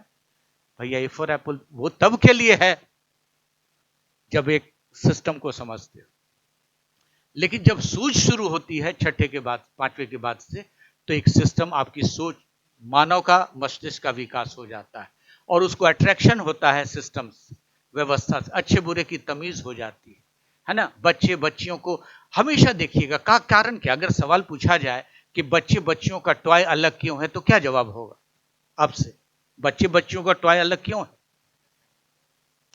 उसका उसका साइकोमोटर, उसका फिजियोलॉजी एनाटॉमी अलग है। मेल का फिजियोलॉजी एनाटॉमी अलग है। छोटे बच्चे को देखिएगा, रिवॉल्वर टाइप की चीज से खेलेगा वो। लड़कियों को कितना भी हो जाए, गुड़वा गुड़िया टाइप की चीज चलती रहेगी। बहुत रेयर कंडीशन में जो फीमेल होगी, अलग ढंग की एक्टिविटी। लड़के को देखोगे बॉल लेकर के धुआंधार मारेगा, लड़कियां जो है कि नहीं वो इकट दुक्कट वाला खेल खेलेंगे लोग, या कुछ इंटरनल जो भी हो सकता है कि नहीं चेंज। तो मानसिकता का भी विकास हो रहा है। तो लड़कियों का चॉइस अलग जाता है, लड़के का चॉइस अलग जाता है। लेकिन अभी की जो स्थिति अवस्था क्या है, दोनों बराबर है। इसीलिए क्या किया जाता था, ये महिलाओं के लिए, ये पुरुषों के लिए। लेकिन अब के एज में क्या देखते हैं, चीजें डेवलप हो रही हैं, कंडीशन डेवलप हो रहा है, विमेन एम्पावरमेंट हो रहा है। पहले क्या है, पैट्रियार्कल सोसाइटी, मैट्रियार्कल सोसाइटी। बच्ची 5वां में गई नहीं कि एक बैरिकेड लग गया कि तू इधर नहीं जाएगी, तू उधर नहीं जाएगा, तू उसके साथ नहीं खेलेगी तो उसके साथ नहीं खेलेगा, तू वहां नहीं जाएगी तो तू वहां नहीं जाएगा, शुरू हो जाती।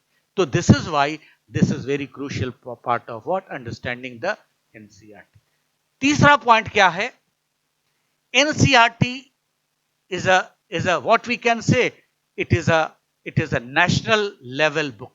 पूरे हिंदुस्तान का एक सिलेबस हो, इस हिसाब से उस किताबों को डेवलप किया गया है, क्योंकि सबों के पास एक सामान्य स्तर का नॉलेज, सामान्य स्तर का जानकारी, और वो पूरी तरह से प्रमाणित हो किसके द्वारा, सरकार द्वारा, गवर्नमेंट द्वारा। Is that clear?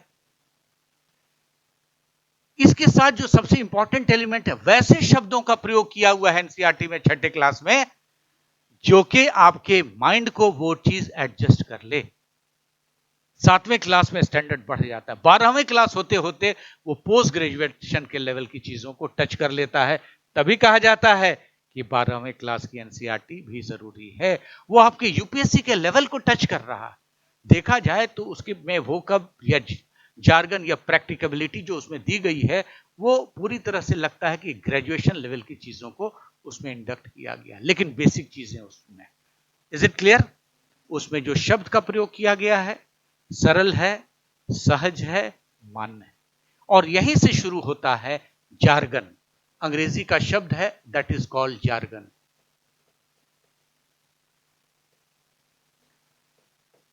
अगर 3 डिसिप्लिन है आपके पास है, एक कॉमर्स है, एक ह्यूमैनिटीज है और एक साइंस, तो अगर कोई शब्द, अगर आप साइंस लिख रहे हो तो शब्दावली किस चीज की होगी, साइंस की होगी। अगर ह्यूमैनिटीज आप लिख रहे हो तो शब्दावली किस चीज की होगी, ह्यूमैनिटीज की होगी। जैसे अभी का जो मौसम है ना, अभी के मौसम में हम लोग क्या यूज करेंगे, क्लाइमेट। क्योंकि लगातार क्या देखते हैं, बारिश हो रही है, टर्म हो गया ना। अभी का अगर पॉलिटिकल कंडीशन है कि बात करेंगे आप इस चीज को, है ना, पॉलिटिकल कंडीशन की बात करेंगे तो कहिएगा कि डेमोक्रेसी है। डेमोक्रेसी में क्या देखते हैं, जो सबसे प्रचलित शब्द नजर आ रहा है, what is that, rule of law. Rule of law, इसी की बातें की जा रही है। Is it clear? इतिहास की बात किया जाएगा तो टर्म क्या यूज हो रहा है, सोशलिज्म है, इगलिटेरियनिज्म है। तो वो तथ्य शब्द उसी से जुड़ा हो, उसी को कहा जाता है सटीक और appropriate. Otherwise it is a very difficult part of that. History में पॉलिटी का शब्द लिखिएगा, पॉलिटी में कॉमर्स का शब्द लिखिएगा, तो सारी चीजें गड़बड़ हो जाएंगी, पूरा फ्लेवर खत्म हो जाएगा ना यार। बच्चों के खाने में मिर्ची डालोगे, बच्चा खाएगा क्या, खाना नहीं खाएगा ना। तो एप्रोप्रिएट चीजें हैं, that is called jargon. Appropriate शब्दों का प्रयोग किया जाता है। यही सबसे बड़ी ब्यूटी किसकी है, एनसीईआरटी की ब्यूटी। वो आपको सिखाता है कि बच्चा ये लैंग्वेज लिखो, और कभी कभी अगर नहीं जानते हो तो 6ठी की भी भाषा टफ नजर आती है। So this is a significant part over that. वो आपकी लैंग्वेज को भी ठीक कर रहा है। किसी भी टीचर की जरूरत नहीं है, ना किसी भी इंग्लिश स्पीकिंग कोर्स टीचर की आवश्यकता है। आपकी एनसीईआरटी ही आपके सोच को, अंडरस्टैंडिंग को, मेथोडोलॉजी को पूरी तरह से डेवलप करा देता है, पढ़ा देता है। Is that clear? तो पहला पॉइंट क्या हुआ, ये पूरी तरह से नेशनलिस्टिक लेवल की चीज है। इसका स्टैंडर्ड पूरी तरह से भारतीय कहा जा सकता है, लॉ सिस्टम के अनुसार बनाया गया है। तीसरी चीज है, इसमें जो भी चीज है प्रमाणित है, मान्य है। वो जो एनसीईआरटी में लिखी चीज को, डेटा को लिखोगे, उसे एग्जामिनर और कह सकते हैं एग्जामिनेशन बॉडी भी उसको मानेगी। Is that clear?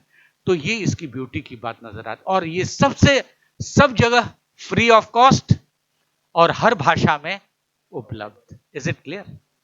तो this is the reasons behind that NCERT has been given instruction to all. क्योंकि एनसीईआरटी का डाटा सारे के सारे एग्जामिनर को, गवर्नमेंट ऑफ इंडिया के पास है, ताकि सारे लोग की सामान्य बुद्धि का विकास हो। वो क्या चाहते हैं? भारत के हर क्षेत्र के लोगों को एक स्टैंडर्ड पैरामीटर की जानकारी दी जाए। Is it clear?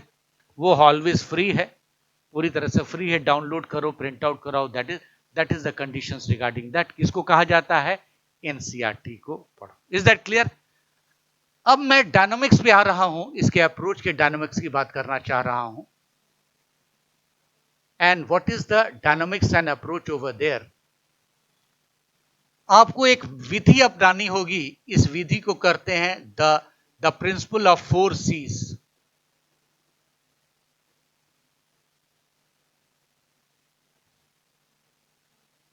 लिखते भी चलना, ब्लैंक मत छोड़ना। अगर ब्लैंक छोड़ रहे हो तो दिक्कत, प्रॉब्लम होगी। What is that? The principle of 4 C's। और बच्चा, मैं बता रहा हूं कि जिस दिन आपने ये चीज जान लिया, आज से ही सोचना शुरू कर दो इस पैटर्न पे। हर दिन आपका जो कहा जा सकता है ना, बौद्धिक विकास होगा पढ़ने वाले क्षेत्र। The principle of 4 C's। और ये बताना चाहिए था आपको छठे क्लास में टीचरों, जो टीचरों ने नहीं बताया। तो दोषी बच्चे आप लोग नहीं हो। तो जिस दिन जिस चीज को रिपेयर कर लिया जाए, that should be the wonderful part of that. आप छठी क्लास की एनसीईआरटी को जब पढ़ोगे, पहला चैप्टर जब देखोगे, तो शब्द आगे पीछे हो सकते हैं। उसमें लिखा हुआ है व्हेन, व्हाट भी लिखा हुआ है, वाई भी लिखा हुआ है, और वेयर भी लिखा हुआ है। लिखा हुआ है ना?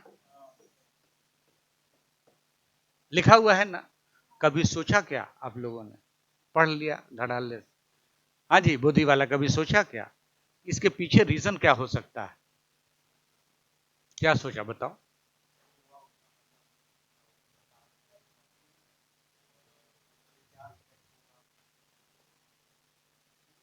तो उसको अप्लाई कभी किया क्या? तब तो इसका मतलब समझ ही नहीं पाया। पढ़ने के लिए कोई ऐसा है जो नहीं समझ पढ़ा हो? पढ़ा है ना आपने? पढ़ा है ना? आप भी पढ़े होंगे एनसीईआरटी। एनसीईआरटी पढ़े हो ना कि नहीं आप? एक बार पढ़े हो आप? Have you gone through this? You अगर नहीं किया हो तो अभी से भी शुरू कर दो, वक्त गया नहीं। हाँ, चालू है ना? तो चालू ही रहेगा। चालू को क्या करना है? अपने जीवन पे अप्लाई करना है ना? अपने जीवन पे अप्लाई करना है ना? है ना? जीवन पे अप्लाई करना है यार। ठीक है, चालू रहे तो बहुत अच्छी बात है ना। It is a good Spirit part of that. अब मैं ले चल रहा हूं 13 साल 14 साल की उम्र में, ठीक है ना? अब मैं लेवल को लेके चल रहा हूं आपके, कहा जा सकता है बायोलॉजिकल क्लॉक को मैं पीछे लेकर के जा रहा हूं। जो सबसे इंपॉर्टेंट चीज सामने आती है, पहले सी का मतलब का क्यूरोसिटी। क्यूरोसिटी।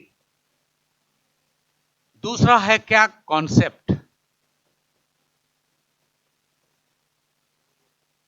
तीसरा क्या है? कनेक्टिंग, और यू कैन से कनेक्ट। और चौथा सी है करंट या कॉन्टेम्पररी।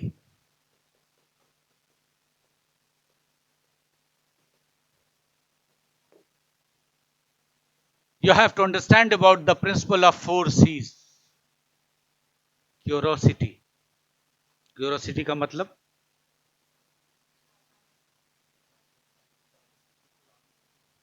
जिज्ञासा, है ना? एक बच्चा एक दिन में 110 से लेके 1200 तक सवाल पूछता है। माँ बाप में बहुत बदमाशी करता है, फिर वो पूछने का छोड़ करके सामान फेंकता है, तो उसका अट्रैक्शन उसकी तरफ। तो दिन भर में आप लोगों के भी मन में कितनी क्यूरोसिटी बोधी वाला है हमको पता नहीं है। और क्यूरोसिटी किसके बारे में है वो तो तुम जानो। किसका इंतजार हो रहा है, किसका रिजेक्शन हो रहा है, ये तो भैया तुम जान सकते हो कि किसके बारे में क्यूरोसिटी कितना ज्यादा है या नहीं है। तो the day you started for the curiosity, the day your thinking power should going to be very much enhanced. And curiosity, first curiosity make you sensible that what is your capability exactly. Curiosity बता देता है कि खुशबू आज कितना smart लग रही है, इसका ड्रेस सेंस अच्छा है या नहीं, बगल से कमेंट शुरू हो जाता है। तो फील होगा कि ये पढ़ने से अच्छा क्यों लगता है आदमी, तो ये खाने से और भी अच्छा हो सकता है, ये पढ़ने से और भी अच्छा हो सकता है। बॉडी वेट बढ़ रहा है तो रिड्यूस कर दिया जाए। It is what curiosity. Curiosity makes you and compel you to think it over and give to the reach to the resultant, और रिजल्ट पे आप पहुंच जाते हो। अच्छा, कितना खुश होते हो बोली वाला, कोई चीज की जानकारी मिलती है तो उछलते हो कि नहीं, मन ही मन खुश होते हो कि नहीं, आज ये जानकारी हमें मिल गई, होता है या नहीं? जिज्ञासा के बाद अगर कुछ जान लेती हो, खुशी होती है कि नहीं होती? क्यूरोसिटी। छठे क्लास में कहता क्या है, व्हेन व्हाट वाई क्यूरोसिटी, जानो, क्यूरोसिटी डेवलप करो आप। पहला मोटिव क्या है एनसीईआरटी का, कि आप जिज्ञासा से कितना जानना चाहते, और जहां क्यूरोसिटी आई, हर एक क्यूरोसिटी के साथ में एक चीज का छिटा हुआ है, कॉन्सेप्ट। कॉन्सेप्ट का मतलब, कॉन्सेप्ट का मतलब आपने तरीका कहा। आप जी, कॉन्सेप्ट का मतलब, आप जी, खुशबू जी, थोड़ा जोर से बोलो, कैमरा चल रहा है। आप बताओ जी, कॉन्सेप्ट का मतलब।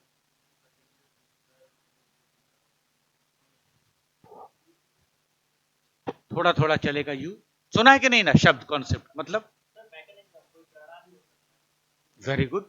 यानी कॉन्सेप्ट का मतलब है आया क्यों, उसके पीछे कोई तथ्य जरूर छिपा हुआ, कोई फैक्ट जरूर छिपा हुआ है ना। That is what we can say concept. कोई भी चीज ऐसे ही नहीं आती है, उसके पीछे कोई ना कोई मैकेनिज्म है, कोई ना कोई ऐसा बेसिस है जिसके आधार पे वो चीज सामने आ जाएगी। Is it okay? समझे नहीं समझे? तो क्या आता है कॉन्सेप्ट, और कॉन्सेप्ट के बाद तीसरी चीज क्या है, कनेक्टिविटी। और पूरा यूपीएससी गेम किस चीज का है? कनेक्टिविटी का है। कनेक्टिविटी का है, पूरा के पूरा गेम किसका है? कनेक्टिविटी का है। और कनेक्टिविटी जहां मिल गया, कंटेम्प्ररी। अभी आर्टिकल 42 आया है, राइट टू सिट, बैठने का अधिकार। काम करते करते थकोगे, बैठोगे नहीं क्या? मैकडोनल्ड में सवेरे से शाम तक खड़ा हो, बैठने का अधिकार आया ना? आया नहीं आया? तो क्यों आया? जब आप जाओगे किसमें? क्यूरोसिटी में। हर एक आदमी की बॉडी का, आदमी मशीन नहीं हो सकता, ह्यूमन बॉडी को रेस्ट भी चाहिए, बैठना भी चाहिए, और उसका अधिकार होना चाहिए। ऐसा नहीं कि फैक्ट्री वर्कर जाकर के 12 घंटा मशीन, ह्यूमन मशीन की तरह काम कर रहा है, पब्लिक एडमिनिस्ट्रेशन में बताया जाता है मशीन में। नो, आराम करने का भी अधिकार होगा, अंगड़ाई भी ले सकता है ऑफिस, ये अधिकार होगा। कनेक्ट हुआ नहीं हुआ? क्यूरोसिटी जानोगे कि ह्यूमन बीइंग हेल्दी कब हो सकता है, if all the facility is facilitated by the government itself. चीजें आई ना, कनेक्ट हो गए ना। अब चीजों को लेके चलोगे आप तो शुरू होता है why, what, when, where, where, चीजें शुरू हो जाती है वहां से। तो this is what curiosity you should have to involve over there. अब जैसे इस किताब का टाइटल क्या लिखा हुआ है, एक आदमी बोलो, इसका मतलब क्या हुआ?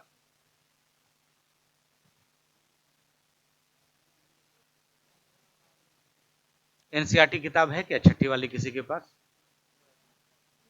देखो, मैं बार बार बता चुका हूं, उस किताब को भी ले लोगे तो और अच्छा होगा। क्वेश्चन पेपर तो लाना ही होता है, चीजें और भी होती, ठीक है, वेरी गुड, है ना। तो क्या लिखा हुआ है, प्राचीन और, है ना। अब सवाल उठता है, ये प्राचीन कहते किसे? आपसे सवाल पूछा जाए तो,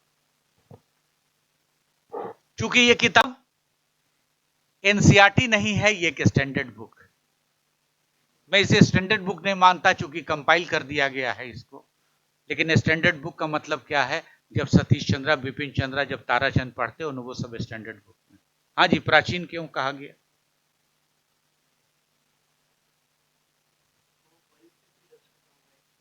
ये तो गेस वर्क है ना। अब जब एनसीईआरटी पढ़ोगे ना तो बताएगा कि प्राचीन काल शुरू कब से होता है, प्राचीन काल क्यों कहा गया, पर प्राचीन काल की स्थिति क्या थी, प्राचीन काल की व्यवस्था क्या थी, कैसे प्राचीन काल के समाप्त होने के बाद एक नया युग आता है, उसे मध्यकालीन युग कहते हैं, और मध्यकालीन युग में क्या परिवर्तन हुआ, क्या चेंजेस हुए हैं, और फिर आगे चल के मिलेगा आधुनिक काल। आधुनिक काल क्या हुआ? This is curiosity. अगर ये नहीं जानोगे क्यूरोसिटी तो इस किताब को कदापि नहीं समझ सकते। आप पढ़ते पढ़ते परेशान हो जाओगे कि अभी कुछ कहा गया, अभी कुछ कहा जा रहा। Is that clear? तो what significant thing you should have to understand about that curiosity. कोई भी चीज आपके पास आता है, पहले देखो कि वो कह क्या रहा है, वो चीजें हैं। एक छोटा सा पर्स भी आप यूज कर रहे हो ना, देखो ना कि उसके साइड में भी क्यों ऐसा चीज कर दिया गया। थोड़ा सा सोचो आप जरूर उसको। ऐसा नहीं कि कुछ भी खाने को मिला दबा के खा लिए, तो फिर तो मर जाएगा आदमी। है या नहीं है? पहले समझो, पूछ लो। बिग होटल्स में इफ यू टू विजिट, ये कॉमन टेंडेंसी है, बहुत बार ट्राई करके देखते हैं कैसे खाने का काम शुरू किया। कांटा बाएं से पकड़ रहा है कि डांस से पकड़ रहा है, यार चाकू का तो इस्तेमाल है ही नहीं, तो मैं क्यों करूं, छोड़ो उसको। फिर देखा कि चाकू का इस्तेमाल भी हो रहा है। तो क्यूरोसिटी पहले जानो कि फॉक बाएं जाएगा कि दाएं जाएगा। डोसा खिलाने वाला फॉक देता है और कांटा क्यों देता है ना? डाइनिंग पे खाने का क्या फायदा है और पलथी मार करके बैठने का क्या फायदा है? Curiosity you should have to understand about that. Conditions देखना होगा आपको। रिलीजियस सेरेमनी फेस्टिवल है, क्यों सारे के सारे लोग माथे पे तिलक टका करके चलते हैं? Why? There are reasons behind that. मंदिर में जाते हो, कोई शर्ट का बटन खोल के जाता है क्या? अरे भगवान, मैं आज आ गया हूं, नहीं तो कल से नहीं आऊंगा। ऐसा कोई करता है क्या? Not possible at all too. Everything has certain ethical values, ethical basis. Then you can go discard of that too. What is that? The curiosity should be one of the important integral part of the life system. The day you started your curiosity, you are going to be an understood person. आप हर चीज को समझना शुरू कर देते हो, और जहां क्यूरोसिटी आएगा, हर क्यूरोसिटी के पीछे में एक कॉन्सेप्ट छिपा हुआ। हर एक क्यूरोसिटी, हर एक फैक्ट के पीछे में एक कॉन्सेप्ट छिपा हुआ है। बिना किसी फैक्ट के, बिना किसी कॉन्सेप्ट के कोई चीज आता नहीं। तो क्यूरोसिटी में क्या होगा, आप तक पहुंचोगे कि भाई सच ये है, और जहां सच पहुंचोगे पता चलेगा कि इसका कॉन्सेप्ट ये है।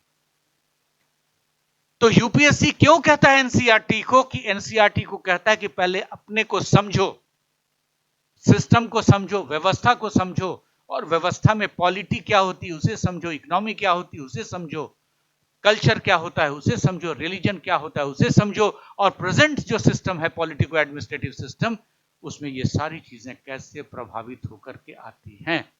That is the basic part of that too. और सबसे पहले एनसीईआरटी पढ़ने से पहले उसका हेडिंग देखोगे, आधी जानकारी आपको उसी में ही मिल जाती। Is that clear? तो this is the explanation of that, why NCERT, why it is important to study about NCERT, what is the purpose of NCERT, and to what extent NCERT is going to be helpful and useful for you. So UPSC is not a rocket science, it is a basic system regarding that. You should have to understand about that. एक basic चीज है जिसको UPSC बताता है, और वो generalist चाहिए, न कि एक साइंटिस्ट की आवश्यकता है। क्योंकि एक जनरलिस्ट का मतलब क्या है, एक आम आदमी एक ही चीज चाहता है कि अपने जीवन में हैप्पीनेस कैसे लाए। उसके जीवन में हैप्पीनेस आएगा तब तो दूसरे को हैप्पीनेस देगा, और दूसरे को हैप्पीनेस कैसे देगा, जब उसकी सेवा करेगा। Isn't it? तो सबसे पहली बात है कि आप एक रिस्पॉन्सिबल, कंक्लूजन क्या निकलता है, you out to be responsible citizen of the country. अगर कहा जाए रिस्पॉन्सिबल सिटीजन का मतलब तो क्या समझोगे, what do you mean by this? एक जिम्मेवार नागरिक, what do you understand by this? एक जिम्मेवार नागरिक कौन हो सकता है?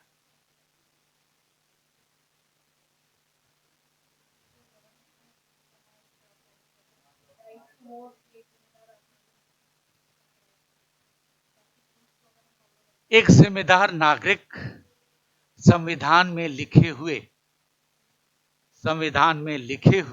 तथ्यों को अपनाता है, कार्यान्वित करता है ना। एक सिस्टम के अंतर्गत वो रहता है, अपने अधिकारों को जो अधिकार है उसको, अपने अधिकारों को कहा जा सकता है बहुत ही उत्तरदायित्व के साथ निभाता है। एक रिस्पॉन्सिबल नागरिक का मतलब क्या होता है? जो दिशा बताई गई है, जो ज्ञान दिया गया है, जो रूल्स रेगुलेशंस बताए गए हैं उसे अपनाता है, मानता है। मौलिक अधिकार उसके दिए गए हैं, फंडामेंटल राइट्स उसे दिए गए हैं, फंडामेंटल ड्यूटीज दिए गए हैं, डायरेक्टिव्स दिए गए हैं, उन सबों का निर्वाह वो बहुत ही चपलता से करता है। लिखा होता है ना, रेल आपकी संपत्ति है, इसे आप नष्ट ना करें। यह राष्ट्र की संपत्ति है, इसे आप नष्ट ना करें। शायद अब ट्रिक बदल जाए, है ना, प्राइवेटाइज हो गया, ये अडानी की संपत्ति है, इसे नष्ट करें। ये लिखना हमें नहीं लगता है कि संभव हो। लिखा होता है ना, ये राष्ट्र की संपत्ति है, इसकी सुरक्षा करें। पेड़ आपकी राष्ट्र की संपत्ति है, सुरक्षा करें। एक रिस्पॉन्सिबल सिटीजन क्या करेगा? उसको फॉलो करेगा। जैसे रेगुलेशंस दे दिया गया है कोविड के पीरियड में कि 2 गज का डिस्टेंसिंग मेंटेन कीजिए, सैनिटाइज कीजिए। एक रिस्पॉन्सिबिलिटी दी गई ताकि उसके जो रिंग्स हैं उसको आप तोड़ सके, कोविड को, एक सही चीजों को आप अपना सके। तो this is a responsible citizen. तो NCERT prepared the complete background and base for a generalist person for a common understanding of the system and it go in a very bigger way। ये आपके base को तैयार कर देता है, ये आपके सोच को विकसित करता है और कनेक्ट करने की प्रथा को बताता है ना। आपको मौलिक अधिकार पढ़ा दिया जाता है, 6ठी क्लास में पढ़ा दिया जाता है मौलिक अधिकार, लेकिन मौलिक अधिकार वही जान पा रहा है बच्चा जो प्रॉपर कोचिंग इंस्टीट्यूट में आ रहा है, किसी को नहीं पता है। प्रॉब्लम तो ये है ना। तो मेजोरिटी तो वैसे लोग हैं ना भाई, जो अपने मौलिक अधिकार को समझ ही नहीं रहे हैं। तो फिर क्या हुआ ऐसे फायदा? तो सबसे बड़ी बात है कि एनसीईआरटी ये सिखाता है, और बेसिकली ताकि आप में क्यूरोसिटी को आप पूरा करो, उसके कॉन्सेप्ट को जानो, उसके चीजों को कनेक्टिविटी करोगे, तभी जीवन क्या होगा? सार्थक होगा। तो this is the approach you should have to inculcate for the mind for the preparation of what? NCERT book for UPSC. Clear समझ गए? ये क्लियर हो गया कि एनसीईआरटी के पढ़ने का पर्पस क्या होगा, दृष्टिकोण क्या होगा, अप्रोच क्या होगा, उसकी उपयोगिता आपके जीवन के साथ साथ आपकी सिविल सर्विसेज या जो भी सर्विसेज की प्रतिस्पर्धा परीक्षा पढ़े उसके लिए। एक और छोटी सी बात मैं यहां क्लियर कर दूं, बैंकिंग प्रतियोगिता परीक्षा होती है, एसएससी की प्रतियोगिता परीक्षा होती है, और भी बहुत सारे पदों की होती है। उन सबों में निश्चितता अगर किसी विषय वस्तु की बनी हुई है तो वो सोशल साइंस, इकोनॉमी के क्वेश्चन, पॉलिटी के क्वेश्चन, हिस्ट्री के क्वेश्चन, करंट अफेयर के क्वेश्चंस का एक सिलेबस नजर आता है। रीजनिंग का कोई भी सिलेबस नहीं होता, अरिथमेटिक का कोई भी सिलेबस नहीं होता। कहां से कौन सा सवाल पूछा जा सकता, अनिश्चितता उसमें बनी हुई। लेकिन यूपीएससी की जो प्रतिस्पर्धा परीक्षा है, इसमें अनिश्चितता कुछ भी नहीं बनी। और कारण क्या? अगर सवाल आपसे पूछा जाए कि क्या कारण है कि ये सब टॉपिक डोमिनेट करते हैं, इकोनॉमी भी है, पॉलिटी भी है, सोसाइटी भी है, कल्चर भी है, रिलीजन भी है, करंट अफेयर्स भी है, स्पोर्ट्स भी है, तो जवाब क्या होगा? आप बैंक अधिकारी बनते हो, आपकी डीलिंग कॉमन मास से, कॉमन पब्लिक से है। आपकी डीलिंग किससे है? कॉमन पब्लिक से है, इसलिए वो पेपर उसमें डोमिनेट करता है। जहां तक कैलकुलेशन अरिथमेटिक, तो नोट भाई गिनना आपको है, तो कुछ कैलकुलेशन तो आपको जानना होगा। यूपीएससी में नहीं छोड़ता है, क्योंकि 1 ट्रिलियन, ऐसा नहीं कि 1 ट्रिलियन में कितना जीरो होता है आप नहीं लिख पाओ। इसलिए सीसेट की प्रतियोगिता परीक्षा होती है, उसमें भी मेंटल एबिलिटी की बात है, एप्टीट्यूड की बात होती है, जो एक कहा जा सकता है कि एक क्राइटेरियन फिक्स है कि 33% उसमें मार्क्स लाने, ऑप्शनल है ना, क्वालिफाइंग नेचर का है। तो इसकी सबसे बड़ी विशेषता ये है, इसलिए ये हमेशा से सर्वथा से ये डोमिनेट करता रहा। अगर एक डॉक्टर वो स्पेशलाइज है, यूपीएससी करता है, तो उसका ट्रीटमेंट क्या है? कॉमन मास के साथ उसको सम्मिलित होना है, समायोजित होना है। इसलिए यूपीएससी को लोगों ने टेढ़ा क्यों बना दिया है? एक साइंस वाला आदमी है, उसको लगता है कि पॉलिटी कितनी खतरनाक चीज है। एक कॉमर्स वाला आदमी है, उसको लगता है इंटरनेशनल रिलेशन और दिग्गज खराब चीज है। ये तो मेरे समझ की बाहर, लेकिन वो समझ नहीं पाता है कि उसके जीवन का आम उद्देश्य सोशल सर्विसेज, जब भी आप किसी भी संस्था को, किसी भी इंस्टीट्यूशन को, कहीं भी आप कार्यरत होते हैं, आपका मुख्य उद्देश्य एक ही होता है, सोशल सर्विसेज, समाज को लाभ पहुंचाना। और समाज को लाभ वही पहुंचा सकता है सुचारू ढंग से जो एक जनरलिस्ट है, जिसको सोसाइटी का भी आइडिया है, पॉलिटी का भी है, कल्चर का भी है, इकोनॉमी का है, हर एक डायनामिक्स की उसको जानकारी। Is that clear? कोई डाउट अगर है तो पूछ लो आप यहाँ पे। तो this is all about that nature character of what we NCERT and what should we approach to proceed for NCERT and why it is mandatory। इसको आप बाइबल मान के चलो। NCERT बाइबल इसलिए है कि शुरू में ही बहुत बेसिक चीजों को उसने बता दिया है आप लोगों को। Is that clear? तो this is all about the nature and character of NCERT and how to approach with that। Is it okay? Now come to the point of what? Come to the point of standard book. अब आते हैं हम लोग किस चीज पे? Standard book की बात करते हैं। If you come to the point of standard book,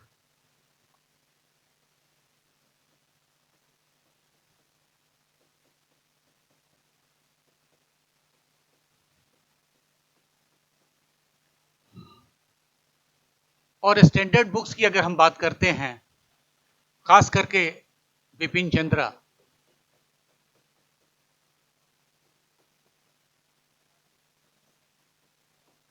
अगर बिपिन चंद्रा की बात करते हैं, मॉडर्न इंडियन हिस्ट्री की बात करते हैं, या फिर मेडिवल हिस्ट्री की बात है, सतीश चंद्रा की बात करते हैं, या फिर BL ग्रोवर, या फिर NCERT नहीं, रामशरण शर्मा की एक दूसरी किताब स्टैंडर्ड बुक है, आर्य शर्मा की, जब उसकी बात करते हैं तो बच्चा उसका अप्रोच बिल्कुल अलग है।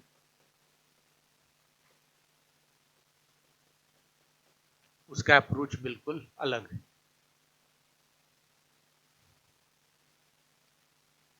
उसका क्या प्रिंसिपल था? 4 C's। क्यूरियोसिटी रखना है, कॉन्सेप्ट रखना है, कनेक्टिविटी रखना है, और फिर कंटेम्पररी रखना। अब इसका जो अप्रोच है उसको कहते हैं हम लोग the condition should be interdisciplinary. Interdisciplinary,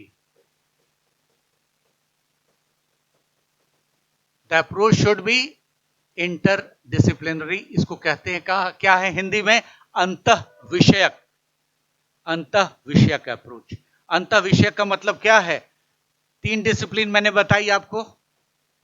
एक डिसिप्लिन कॉमर्स है, दूसरा क्या है? साइंस है,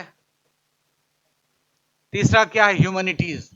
अब ह्यूमैनिटीज में बहुत सारी चीजें हैं, हिस्ट्री से लेकर के सोशियोलॉजी तक, ये सारी की सारी चीजें किसमें हैं? ह्यूमैनिटीज में। इंटरडिसिप्लिनरी का मतलब क्या है? This approach is moving like this, like this.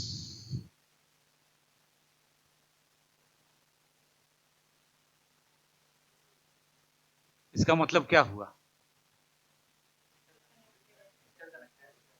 है ना, इंटरकनेक्टेड। और अकेले कोई भी यूपीएससी का क्वेश्चन नहीं पूछा जा सकता। अकेले आप यहां तक कभी नहीं पहुंची हो, ना पहुंचोगे। आपके यहां पहुंचने का कारण क्या है, आप बताएंगे? What are the reasons behind that you are sitting and attending the classes over here? नहीं, पहुंचने का कारण क्या है? रीजंस क्या है कि तुम यहां पहुंच गई? डायरेक्शन देंगे ना, धन होगा तभी तो पहुंचोगे, है ना। दूसरी चीज, लाल बत्ती गाड़ी, है ना। जब तक से आपको सम्मान नहीं मिलेगा समाज में, पहुंचोगी क्या यहां? फिर पॉलिटिकल, है ना। रही बात साइंस की, बात करती हो, साइंस का मतलब है आपकी कॉमन अंडरस्टैंडिंग, आपकी मानसिक क्षमता, मानसिक शक्ति, शारीरिक क्षमता, शारीरिक शक्ति, आपका विल्ट, आपका गेस्चर, आपका पोस्चर, ये बहुत मैटर करता है। तीनों चीज है कि नहीं? और कोई भी टॉपिक आप बात करो, any topic of the world, जिसमें बिना तीनों चीज के कोई भी चीज पूरा नहीं हो सकता है। हो सकता है क्या बिना तीनों चीज के पूरा होगा? नहीं होगा पूरा। होगा? बताओ, जल्दी से सोचो और बताओ। हाँ जी, एग्जाम्पल दो ना। 3 चीज, ये तीनों चीज के बगैर सिस्टम सस्टेन नहीं कर सकता। आप बात करते हो फंडामेंटल राइट की, पॉलिटी है या नहीं? है ना। फिर आप फंडामेंटल राइट में बात करते हो, राइट टू इक्वलिटी की। महिला भी है, पुरुष भी है, शेड्यूल कास्ट भी है, शेड्यूल ट्राइब्स भी है, फिजिकली चैलेंज भी है, सबको समान अधिकार की बात मिल रहा है। लॉ है कि नहीं, वहां पे जस्टिस है कि नहीं। तो कॉन्स्टिट्यूशन के साथ जस्टिस जुड़ा, और जस्टिस किसके साथ जुड़ा, सामाजिक व्यवस्था के साथ जुड़ा। सामाजिक व्यवस्था के साथ जुड़ा तो क्या देखते हैं, फाइनेंशियल इकोनॉमिक कंसिडरेशन है या नहीं। एक वर्ग को पैसा नहीं देना पड़ेगा फॉर्म फिलअप करने के लिए, ट्रैवल करने के लिए वो आप फ्री ऑफ कॉस्ट आओगे जाओगे, कंडीशन है या नहीं। तो बिना इस तीनों चीजों के कोई भी व्यवस्था नहीं चल सकती है ना।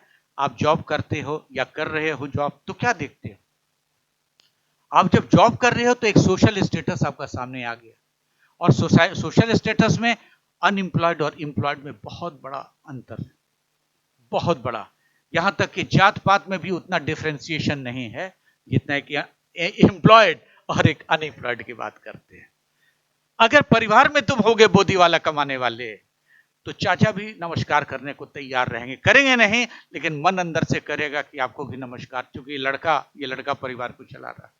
घर में बड़े भाई बहन हैं, कमाते नहीं हैं, लेकिन वेट करेंगे कि बोधी वाला डिसीजन लेगा, क्योंकि धनराशि वही जो है कि नहीं वितरित करेगा, तो सिस्टम चलेगा, सोसाइटी में समाज चलेगा। तो this interdisciplinary approach you have to admit over here. अभी अफगानिस्तान की समस्या है ना ज्वलन, आप बता दीजिए कहां से पॉलिटिकल है, कहां से इकोनॉमिक है, कहां से सोशल है, कहां से कल्चरल है ना। बिना चारों की कोई बात हो सकती है क्या। भारत को नुकसान हो गया, बिलियन ट्रिलियन खर्च कर दिया वहां पर, आप धीरे से मान्यता भी दे रहे हो। आप सोचते हो देने का मतलब क्या नजर आता है। सब दिन से तो आप परेशान रहे कश्मीर से, अब तो कश्मीर से भी घुसेगा भी तो आप रुक नहीं सकते हो, क्योंकि आपने मान्यता दी, कश्मीरी उसका वेलकम कर सकते हैं। Maybe another international scenario is that America is failed, Russia is completely field over there. भैया 20 साल में आप लोगों ने किया क्या, वेयर इज यू नो, कि 20 साल बैक वो ले गया है रील को, पूरा पुराने जमाने की मेडिवल पीरियड की बात कर रहा है, कि वहां पे एक धार्मिक तालिबान की सरकार होगी। तो सिस्टम क्या है, पॉलिटिकल सिस्टम है, इकोनॉमी, और उसके कारण इंडिया की इकोनॉमी ऐसे ही बुरा हालत है, इकोनॉमी पे इंपैक्ट पड़ेगा।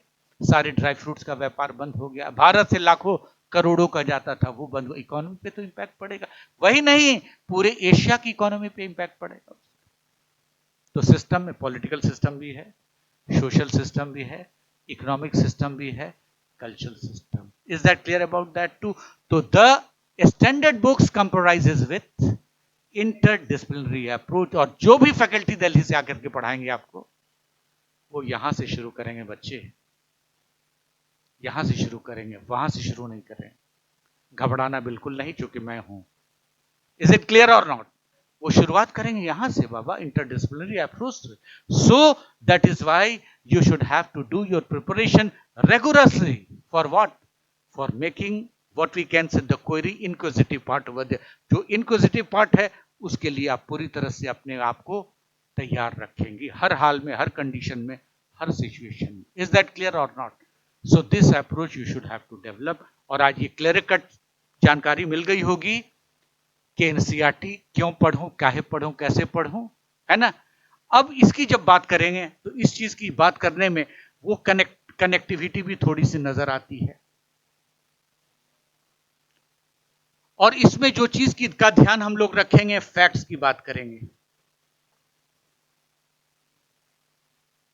इसके किस चीज को हम लोग लेंगे, फैक्ट्स को लेंगे हम लोग, क्योंकि वो एवोल्यूशन में बता दिया गया कि ये चीज आया कैसे, how did came to prominence, how did it emerge. Society में सबसे पहली बात, सोसाइटी कब से शुरू होती है, लेकिन फैक्ट कब मानेंगे हम लोग, जब प्रमाण मिल जाता है। अब प्रमाण कैसे, archaeological as well as written evidence. तो ये शुरुआत कहां से करेंगे हम लोग, which is facts. Okay, fact के साथ में एक और चीज आप अच्छे से जानते हैं, कंसेप्ट है। अब इसमें तुरंत हम लोग आ जाएंगे एप्लीकेशन पे, और फिर ये बात फिर कंटेम्प्ररी से करंट से जुड़ जाएगी। इसमें बस थोड़ा सा वेरिएशन है। वो वेरिएशन क्या है कि अब इंटरडिसिप्लिनरी फैक्ट को जानेंगे। अगर एक छोटा सा एग्जांपल मैं बता रहा हूं, भारत आजाद कब हुआ, 1947, ठीक है ना। जो 47 का जो इश्यू है वो पॉलिटिकल इश्यू भी है, सोशल इश्यू भी है ना, इकोनॉमिक इश्यू भी है, कल्चरल है। संविधान जब लागू हो जाता है, India became what we can say republic. जब रिपब्लिक होता है तो पॉलिटिकल इश्यू बदला, सोशल इश्यू बदला, इकोनॉमिक इश्यू बदला। और इकोनॉमिक इश्यू कैसे बदल जाता है? पहली बार भारत में कॉन्सेप्ट किस चीज की आ जाती है? Mixed economy.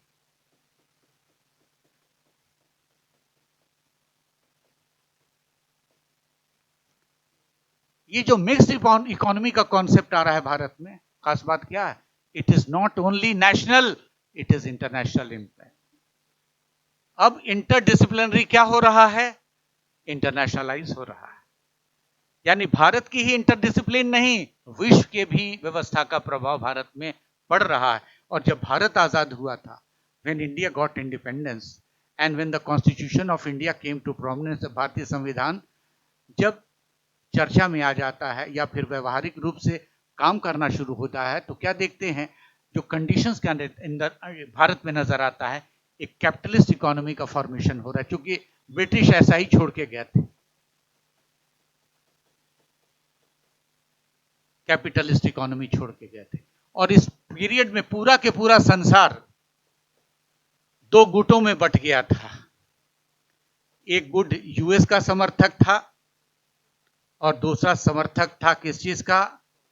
यूएसएसआर उस पीरियड में था। दो गुट कट गया था और भारत सभी गुट से अलग रहना चाहता था। तो भारत में कुछ ऐसे लोग थे, चीजें थी, कंडीशंस था, जो कैपिटलिस्ट भी थे और जो थे सोशलिस्ट भी थे। तो भारत ने क्या किया? होशियारी से कहा कि हम दोनों चीजों को साथ में मिक्स क्यों ना कर दें, बीच का चीज हम ले लें, समस्या नहीं होगी। तो क्या देखते हैं? कैपिटलिस्ट इकोनॉमी को भी लिया, सोशलिस्ट को लिया, तो ये मिक्स बन गया और इसको कहा जाता है capitalist form of socialistic pattern of society. यानी क्या देखते हैं? Socialistic pattern of society, socialistic pattern of society.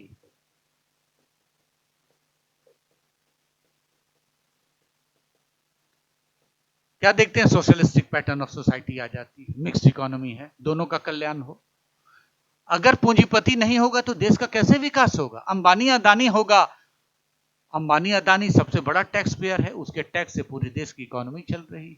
एक किसान की भी वही भूमिका है, उसके भी इकोनॉमी से देश चल रही है। अभी भी मोर देन 50% उनका कंट्रीब्यूशन है। लेकिन प्रॉब्लम क्या है, समस्या क्या है? सोशलिस्टिक पैटर्न ऑफ सोसाइटी की विशेषता क्या है? कि किसान उतनी अर्निंग नहीं है, वो टैक्स फ्री है, टैक्स नहीं देता है। एक कैपिटलिस्ट ज्यादा कमाता है तो ज्यादा पैसा देता है।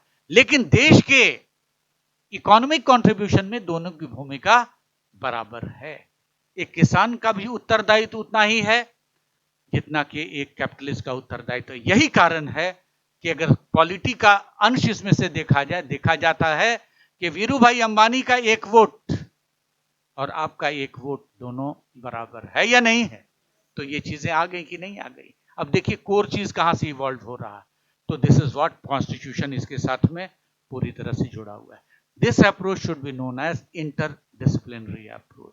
जो स्टैंडर्ड बुक है, पढ़ते समय पॉलिटी, इकोनॉमी, और मैं देखो जो आगे जो क्लास आपने कुछ बच्चों ने क्लास किया है, हमेशा मैंने सबों का पॉलिटी, सोशल सोसाइटी बताई है, पॉलिटी बताई है, इकोनॉमी बताई है, ताकि आप, हाँ, और ये पॉइंट आपके पास रहेगा तो यूपीएससी का कोई भी सवाल आए आप उस सवाल के जवाब को दे दोगे। आप यूपीएससी के, मैं फिर से रिक्वेस्ट कर रहा हूं आप सबों से कि आप सबों के पास 10 साल का यूपीएससी मेंस का क्वेश्चन जरूर हो, पीटी का क्वेश्चन जरूर हो, और जिसको जो ऑप्शन लेना हो वो ऑप्शनल के क्वेश्चन क्लास में भी विद्यमान होना चाहिए, वर्तमान होना चाहिए। क्लास में होगा तो मैं इमीडिएटली प्रॉब्लम को रिजॉल्व करूंगा, लंबी बात नहीं करूंगा। भाई आप यूपीएससी का क्लास टॉपिक लिया मैंने, आप लिख सकते हो कि नहीं? अभी लिखो ना। 7 5 ईयर प्लान मत बनाओ। टारगेट है 8 महीने में करना, 12 महीने में करना, तो टारगेट को पूरा करोगे। डे 1 से भी you should have to be very much productive, you should have to be very much calculative in this regard. So this is the method to approach what we can say the standard book over there. कोई doubt? बहुत अच्छी बात। Standard book मोटी मोटी होती है। याद करो कि मैंने एंशिएंट हिस्ट्री में कह दिया है कि सबका कल्चर पढ़ना है, पॉलिटी नहीं पढ़नी है, इकोनॉमी नहीं पढ़नी है। मेडिवल हिस्ट्री में भी मैंने बता दिया है, आपका ध्यान बेसिक्स, तो राजा की साइकोलॉजी को जान जाओ, बेस को जान जाओ, ध्यान देना है उसके कल्चर को, थोड़ा सा उसके कंट्रीब्यूशन को, जो कंट्रीब्यूशन अब तक उसके हैं उसको हम लोग नहीं छोड़ सकते। तो पतली मोटी सी किताब एकदम पतली बन जाए। Is that clear? तो किस चीज को छोड़ें ये ज्यादा डिपेंड करता है, रादर देन सारी चीज नहीं पढ़ सकते हो। एक किताब को ही पढ़ने में कहा जा सकता है कि पूरा के पूरा 10 महीना 8 महीना आप लगा दो कि नहीं समझ में आएगा। तो किस चीज को छोड़ें, इस चीज पे ध्यान रखना है। जो आप लोगों को स्टडी मटेरियल मिलेगा वो चीज पूरा फोकस्ड, वो पूरी चीज के इनकॉम्पेस्ड है कि उससे ज्यादा आपको नहीं पढ़ना है। इसीलिए उसको बहुत प्रिसाइज छोटा कर दिया गया। सिनॉप्टिक फॉर्म में भी है, डिस्क्रिप्टिव फॉर्म में है, जिससे आप लोगों को सहायता मिलती जाएगी। Is that clear? कोई और डाउट है तो पूछो। मैं टॉपिक की शुरुआत करता हूँ। कुछ पुराने बच्चे हैं, आप लोग ने तो किया था, लेकिन डायमेंशन बदलेगा पढ़ाते समय।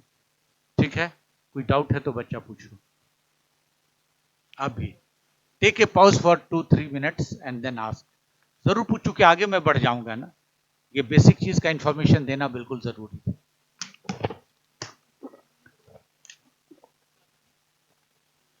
प्लीज। मैं हूं क्यों 24 अगर मैंने बता दिया कि इस रास्ते से अहमदाबाद जाना है तो इसमें 24/7 की जरूरत क्या है?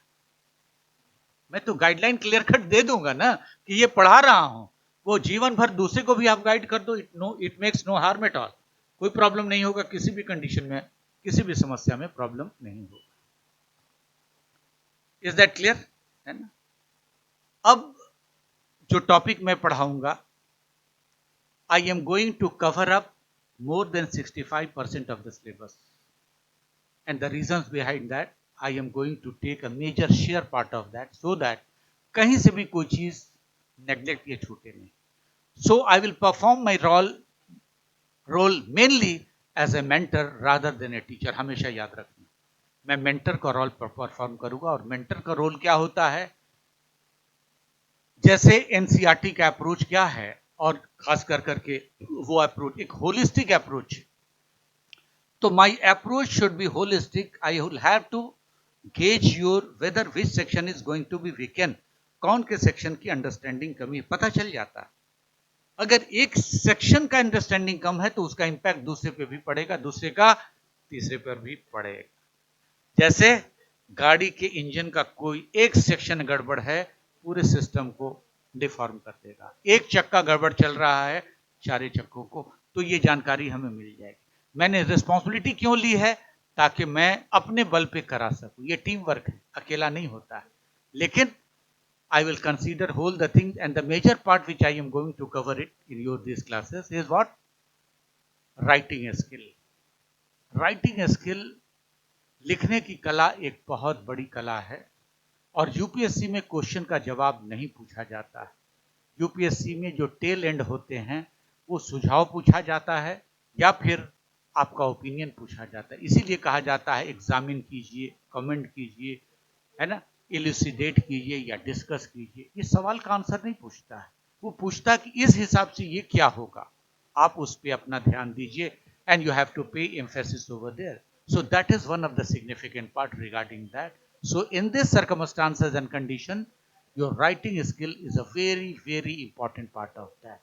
क्योंकि writing skill अगर नहीं होगी तो फिर आप रिप्रेजेंट नहीं कर पाओगे। क्योंकि पीटी का मार्क्स मेन से कोई कंसर्न नहीं होता है, that is only the process of what eliminating to you. आपको सिर्फ एलिमिनेट करना उसका उद्देश्य होता है। तो that way you should have to keep in your mind. So जो मेजर सेक्शंस जो कवर करूंगा, मैं क्लियर कर दूं आपको, अभी समझ लो आप। मेजर सेक्शन में कवर करूंगा, इट इज हिस्ट्री। लिख लो आप, ताकि प्रॉब्लम नहीं हो, चूंकि आपने सवाल किया हिस्ट्री। और हिस्ट्री का जो डिवीजन है वो 2 सेक्शन है, वो प्रीलिम्स है और दूसरा जो है मेंस है। और प्रीलिम्स और मेंस में अलग अलग लेवरेज है। अगर आप प्रीलिम्स हिस्ट्री की बात करोगे तो आपके सेक्शन में ये 20% अपना रोल अदा करता है, हाँ, चुपचाप थोड़ा सा पीसफुल्ली जाकर के बता दो कि थोड़ा धीरे धीरे से बात कर, थोड़ा धीरे से बात कर। Is it okay if you talk about this one? It is prelims, it is what 20% it is going to dominate over there. ये 20% जो है कि नहीं डोमिनेट करेगा, और जब 20% ये डोमिनेट करेगा तो खास बात क्या नजर आती है? मेंस। मेंस में ये करीब करीब 35% डोमिनेट करेगा। यस यस बेटर प्लीज, आप समझ रहे हैं? इतना डोमिनेट करेगा ये हिस्ट्री। आप सवाल करोगे क्यों? देखो, और ये हिस्ट्री 35% इसलिए 35% डोमिनेट करेगा कि जब मेंस आप हिस्ट्री पढ़ोगे तो उसमें सबसे बड़ी बात क्या है? वर्ल्ड हिस्ट्री है। उसमें सबसे इंपॉर्टेंट चीज क्या है? It is world history. World history, और वर्ल्ड हिस्ट्री में 50% क्या है? आईआर। 50% international relations. उसके बाद अभी भी किसको बोला?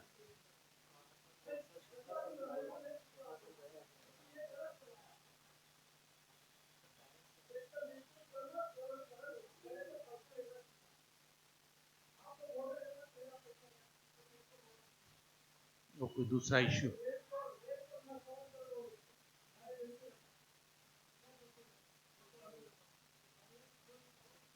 एनीवे, कंसंट्रेशन आप अर्जुन वाली तीर वाली बात को समझो, छोड़ दो उस चीज, आप छोड़ दो, आप छोड़ दो।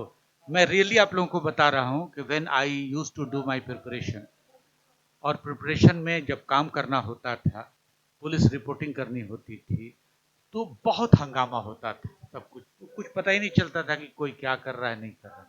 अपने काम में कंसंट्रेशन का मतलब ही तो यही होता है, नथिंग टू वरी अबाउट। तो क्या देखते हैं? It is world history. 50% section ये कवर कर लेगा। दूसरी चीज पेपर 4 है ना? पेपर 4 में इथिक्स है, इंटीग्रिटी, एप्टीट्यूड है ना? उसमें करीब करीब 20% मैं कवर करूंगा। 20% इथिक्स, इंटीग्रिटी एंड एप्टीट्यूड। तो हिस्ट्री का बहुत बड़ा रोल है, और इस रोल को जो हम क्यों कहूं इसको, इट इज व्हाट इंटरडिसिप्लिनरी, अंतर विषयक है ना? ये रोल क्या है? इंटरडिसिप्लिनरी, यानी कह सकते हैं कि एक डिसिप्लिन से दूसरे डिसिप्लिन का है। उसका एग्जाम्पल मैं दे देता हूं।